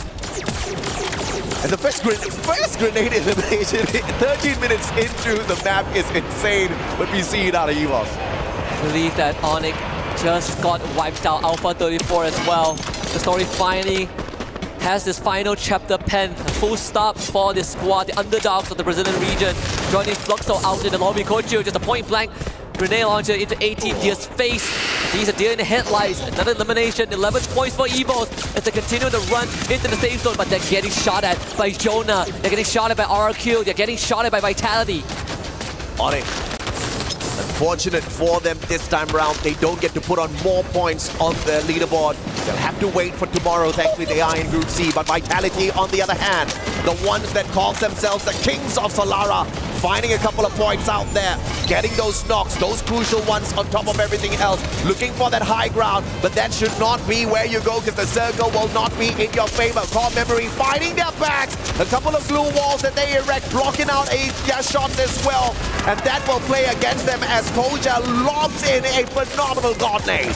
Good exchange from Cougar to take him out. That's Koja now turns his attention over to EVOS. Kyung now joins the fray. Core Memory, they've laid low the entire game just to cash in on this moment, but it seems like it's not paying out so far. Rip Tyrant for Kochu to try and expose Vitality, but they have enough resources to stay alive as Jump ends the lifeline of EVOS. Kochu gets knocked out in 6th place. Jump now turns over to Koja, but here comes the full rush from Vitality. Baez on the red. Jump could not finish the job. Koja once more pulls through in the end as Lost shows himself on the kill feed. Cougar goes down. It's down to 2 for Core Memory. Vitality now dealing with the circle as well, but Lost taking advantage from the opposite side of the battlefield. Long range shots, and as anticipated, the circle going to move on to the flatter lower grounds. Koja with a mad rotation here, right outside the circle, has to absorb some damage from the blue, straight into the vehicle, but that was an insane play as Hawan puts him out of the race. Vitality eliminated in 5th. Desperation move from the side of Vitality. 5th place is all they have. The jump pad left behind by the remnants of an opponent. Seafox finally shows his face. Rigby picks up that kill. A stolen point. Dragon Esports, they make their move as well. He's dead against Law, taking the fight straight towards the Brazilian Kings. There's Core Memory out in 4th. There's only 2 full squads left. Unfortunately, for the side of General, he gets knocked down. Bats MT60 joins in and takes out the rest of Dragon Esports. They will clean out the remnants of this. And unfortunately for Dragon, there's just not enough for them to stand toe-to-toe with Lost. And it's only RRQ with the last remnants of the members on the map. And there's nothing that Ma'au can do. Lost gets the booyah, and Lost once more proves why they are the Kings of Brazil. No Fluxo, no problem, baby. Your #1 squad out of the Brazilian League is here to play and here to dominate. What a massive game out of Lost. 21 eliminations strong. And there ain't nobody out there who can keep up with the pressure that they are bringing on to right now. Falcons are going to have their hands full tomorrow with this team. Flashbacks from last year when some of them were still with Netshoes minus GG. They almost made that Cinderella story happen. Not in the group stage, but in the grand finals. 2 back-to-back booyahs in round 4 and 5, only to fall in the Falcons' nest in round number 6. But then you look back, and now you look at some of them who survived the purge, who became members of Lost, winning domestically over Fluxo by a hair's inch, and right now might just have been the Grim Reaper and the executioner for one of the best teams in the world, a 2-time world champion Fluxo. Lost has put themselves in a powerful spot. They definitely have seen EWC 24, Hanaral Nando 9, Ra 1. under -GG, and they were the squad that stole everybody's hearts. They shocked the world with their performance. They were the underdogs for sure out of Brazil. Nobody expected them to make big plays, but big plays they sure as hell made. But now as Lost, they have found their way and they are looking for sheer dominance. Last year, it could have been the Falcons. Last year, Thailand reigned supreme. This time, Brazil looking to make quite a bit of noise out there. And what a poetic way to say it as well. Previously Los Grandes literally translates to the big brother, the big team, and the big challenger, all the way from Brazil onto the Esports World Cup stage. And if there's one way for them to make everyone remember, and it's not through their name, it's through that gameplay. Absolutely, man. I mean, some solid, phenomenal action out there, and it wasn't as if they were tiptoeing around the circle, and they were not looking for fights at the same time. Whatever came their way, they made the best of it, and the first thing they made best of was finding Fluxo out in the open. Not only do they put a stop to them, they also increase their chances of dominating point rush as well as grand finals, because who knows them better than Fluxo? Who can probably put a stop to them and their rotations other than Fluxo? They are looking to take out one of their biggest threats out there, and as luck would just have it out here on the Solara map, they would encounter each other so early on, and Fluxo didn't manage to pull away those solid points. A huge miss for Fluxo, a phenomenal gain for Lost, and they just continue to pummel down squad after squad. We've got the interview on stage with the player of Lost. Let's head on over to Yunso. We'll catch you guys tomorrow. Welcome to the Amazon post-match interview. I'm Carol Bombshell, and we just finished the last match for the knockout stage, especially for Group B that won't play tomorrow anymore. And that's why we have to have a word with Fluxo team, and I'm here with Bobs, the team captain. Let's talk to him about the today performance for Fluxo. For sure, today was not your best day, and you guys have 2 top 12 finishers and a lot of ups and downs. Is there any specific reason to explain this performance today? Com certeza vocês não tiveram o melhor dia de vocês, tiveram muitos altos e baixos. Tem alguma razão para explicar sobre o que aconteceu hoje? Na verdade, não sei muito o que falar, né? Jogamos muito mal ontem, jogamos muito mal hoje. Nesse campeonato não sei o que acontece, nós não conseguimos nos performar bem. E se passar vai ser... Querendo ou não, vai ser sorte, mas se passar, vamos dar tudo na final, rever os nossos erros e ir bem na final, que é o nosso objetivo, ser campeão. Sonhamos com esse campeonato todos os dias, desde o ano passado. Não paramos um minuto de pensar nele sequer, mas infelizmente ocorreu como ocorreu hoje e também ontem. Não foi o nosso melhor dia e foi uma atuação bem abaixo nossa, então é isso. There's not much to say. We know that this tournament is really important to us, but we did our best. Yesterday also was not our best day, our best performance, but we dream about AWC every day. And right now, if we go to the next stage, to the point rush and make to the finals, for sure we're gonna try to see what was our mistakes, and we'll for sure get better to play at the grand finals. And for our last question is about Los. Your fight against Los was definitely one of the toughest moments for you guys today. Do you think they have figured out what was your play style and now they know how to knock you down and take you out of the competition? Com certeza, as partidas contra Los foi um dos momentos mais altos do dia hoje. Eles também são um time brasileiro. Vocês acham que eles já sabem o estilo de jogo de vocês e é por isso que eles sabem como tirar vocês das partidas? Eles estudaram vocês? Eu acho que todos os times estudam nós somos atuais campeões do mundo no FFWS, então todos os times chegam a estudar, mas sobre a Los eu acho que foi pura coincidência, não tem como saber se era nós, então eles apenas estavam jogando o jogo deles e acabou que trombamos com eles 2 vezes morremos, infelizmente, então é mais desmérito nosso. Alright. Good answer. Good answer.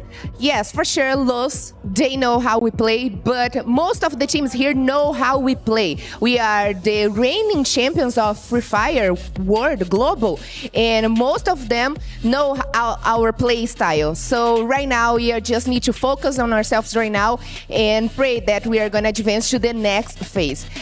Guys, today we have watched some high-level Free Fire action here, and I am more than happy to be here with you all. And right now, I'm more than happy to send to this next lady. They're gonna talk to you. They're gonna to do an interview. Yusu, the stage. It's all yours. Hi everyone, that's our Carol Bombshell, and this is our little conversations with Evos. Hi Evos. Hello. Hi Ray. Okay, so this is our second day and also our last competition day, right? Yep. So you satisfied with the match today? How's everything going? Jadi hari ini kamu merasa puas gak dengan total poin di 2 hari? Nggak terlalu puas lah, karena kita masih banyak mistake yang kita lakuin. He's not satisfied enough because there are so many mistakes that we did. Oh yeah, but many mistakes, but you guys already make it to the point rush and the final stage, so I think you guys still have plenty of times to practice, so it's okay.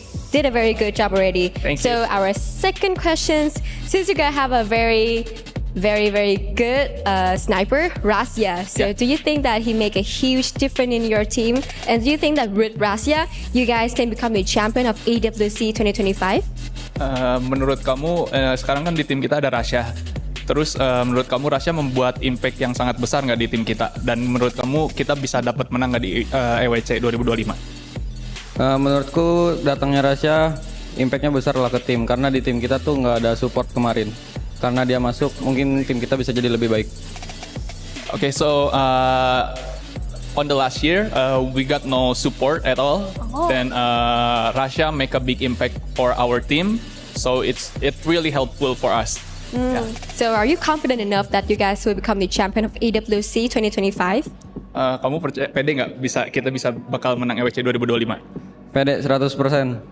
So he said that we're 100% confident. I love the energy. That is 100% come from Evos. Thank you so much. And now I hope you guys can have a good rest at home and get prepared for the point rush and of course the final stage. Okay, good luck to you, Ray. Thank you. Let's throw back to our studio. Bye-bye. Love you.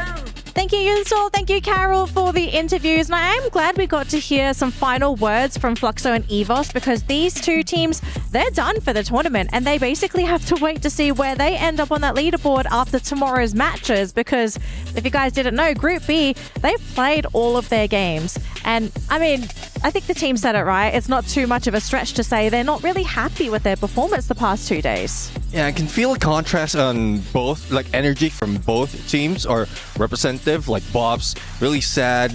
He's feeling that they could have done so much in those matches. Or Evo Divine, yeah, they're saying that there's a lot of mistakes, but currently they're number 1. So I doubt that they will be doing so much of adjustment.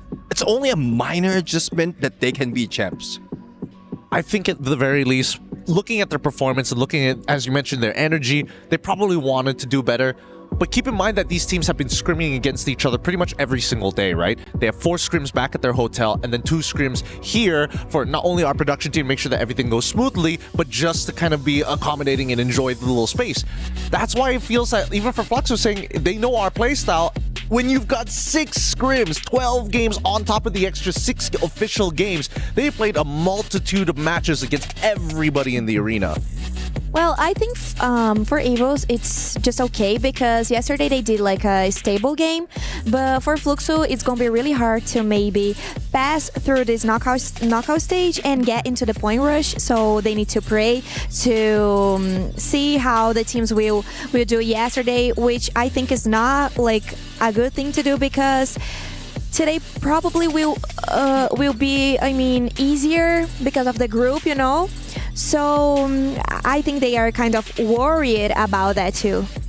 Well, let's see how much we have to worry as we check out the overall rankings for today's matches, because we need to figure out where everyone currently is. Now, again, I'm going to remind you all, teams in Group B, they have finished all of their games and their points are going to look a little inflated compared to the other groups because they have played 2 days of Free Fire. Group A and C will be catching up with their final matches tomorrow, and that is going to be the end of the knockout stage. Now, Neptune, the man, the master of numbers, okay? Just looking at the leaderboard, and I want you to focus on teams in Group B. What do you think in your opinion, based on the prediction, is going to be a safe number to cut you into top 12? Yeah, I mean, I'm looking at 130, 135, around that range to be able to maintain your spot on the top 12. So there's a lot already from those in Group B that haven't made that cut. Well, we mentioned about Alpha 34 is already 68 points.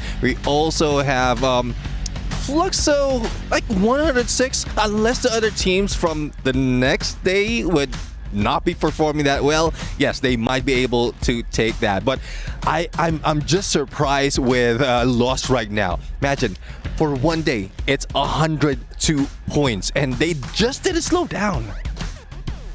They didn't slow down, they looked great, and they continue to look great. And I mean, they're showing off that they deserve to be champions of the region, right? People are thinking, oh, is LOS really that good? Did they get lucky when they ended up winning their matches and even the Brazil finals? But I mean, I think it goes to show, just seeing their matches over the course of this week, they deserve everything that they've gotten. Yeah, I mean, we can even say that they don't deserve right after they did like a match with 18 eliminations, something like that. It was a bunch of eliminations, so they are really capable of, I mean, getting the trophy for them, and they have like one of the best rusher player. So I mean, I think this kind of helped them, and they are really confident, so they will keep like playing like that, and they maybe can get really the trophy. And we normally see like Buriram like playing in this way, but I don't know if they are kind of hiding the game. I don't know, but Luz is showing to us that they can win the tournament. Okay, Gideon, Neptune. I'm of the opinion, I feel like Boulevard are hiding strats. Like, yes, okay, they don't look amazing today, but it almost feels intentional. Like they're trying to take that target off of their back because, I mean, we all know, anyone that follows Free Fire, Buriram is a household name. Everybody knows every single player within the roster. So is that the play here for Buriram, maybe? I think that may be the play, but I also think there's not enough incentive for Buriram to do extremely well. Because why is there, right? It's just a knockout stage. We all know that Buriram is like really good in every single knockout stage you've ever been in. This is the one exception. But being first doesn't mean that you get an advantage coming into the point rush, or assuming that they beat the point rush, which I'm hoping that's when we're going to see the real Buriram. Yeah, exactly. I mean, at some point, there's no pressure for the teams who are really performing. Top 12 is the target for everyone. And for Brave United, I know we joked around, dubbed them as a knockout stage kings or knockout kings, and then dropped the ball towards the grand finals. So they just don't want to show all the cards just yet. And then later on, when it really matters, the incentive is much bigger, and then that's when they show up. So they're essentially breaking the curse, right? The old curse of Free Fire. You do well in the knockouts, and then all of a sudden everyone knocks you out in the finals.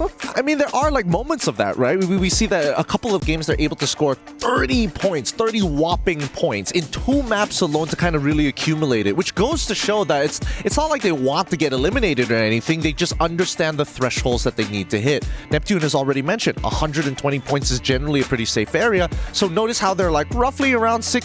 I'm assuming they want another 60 tomorrow. I mean, they've got a full play day. Now, here's the thing.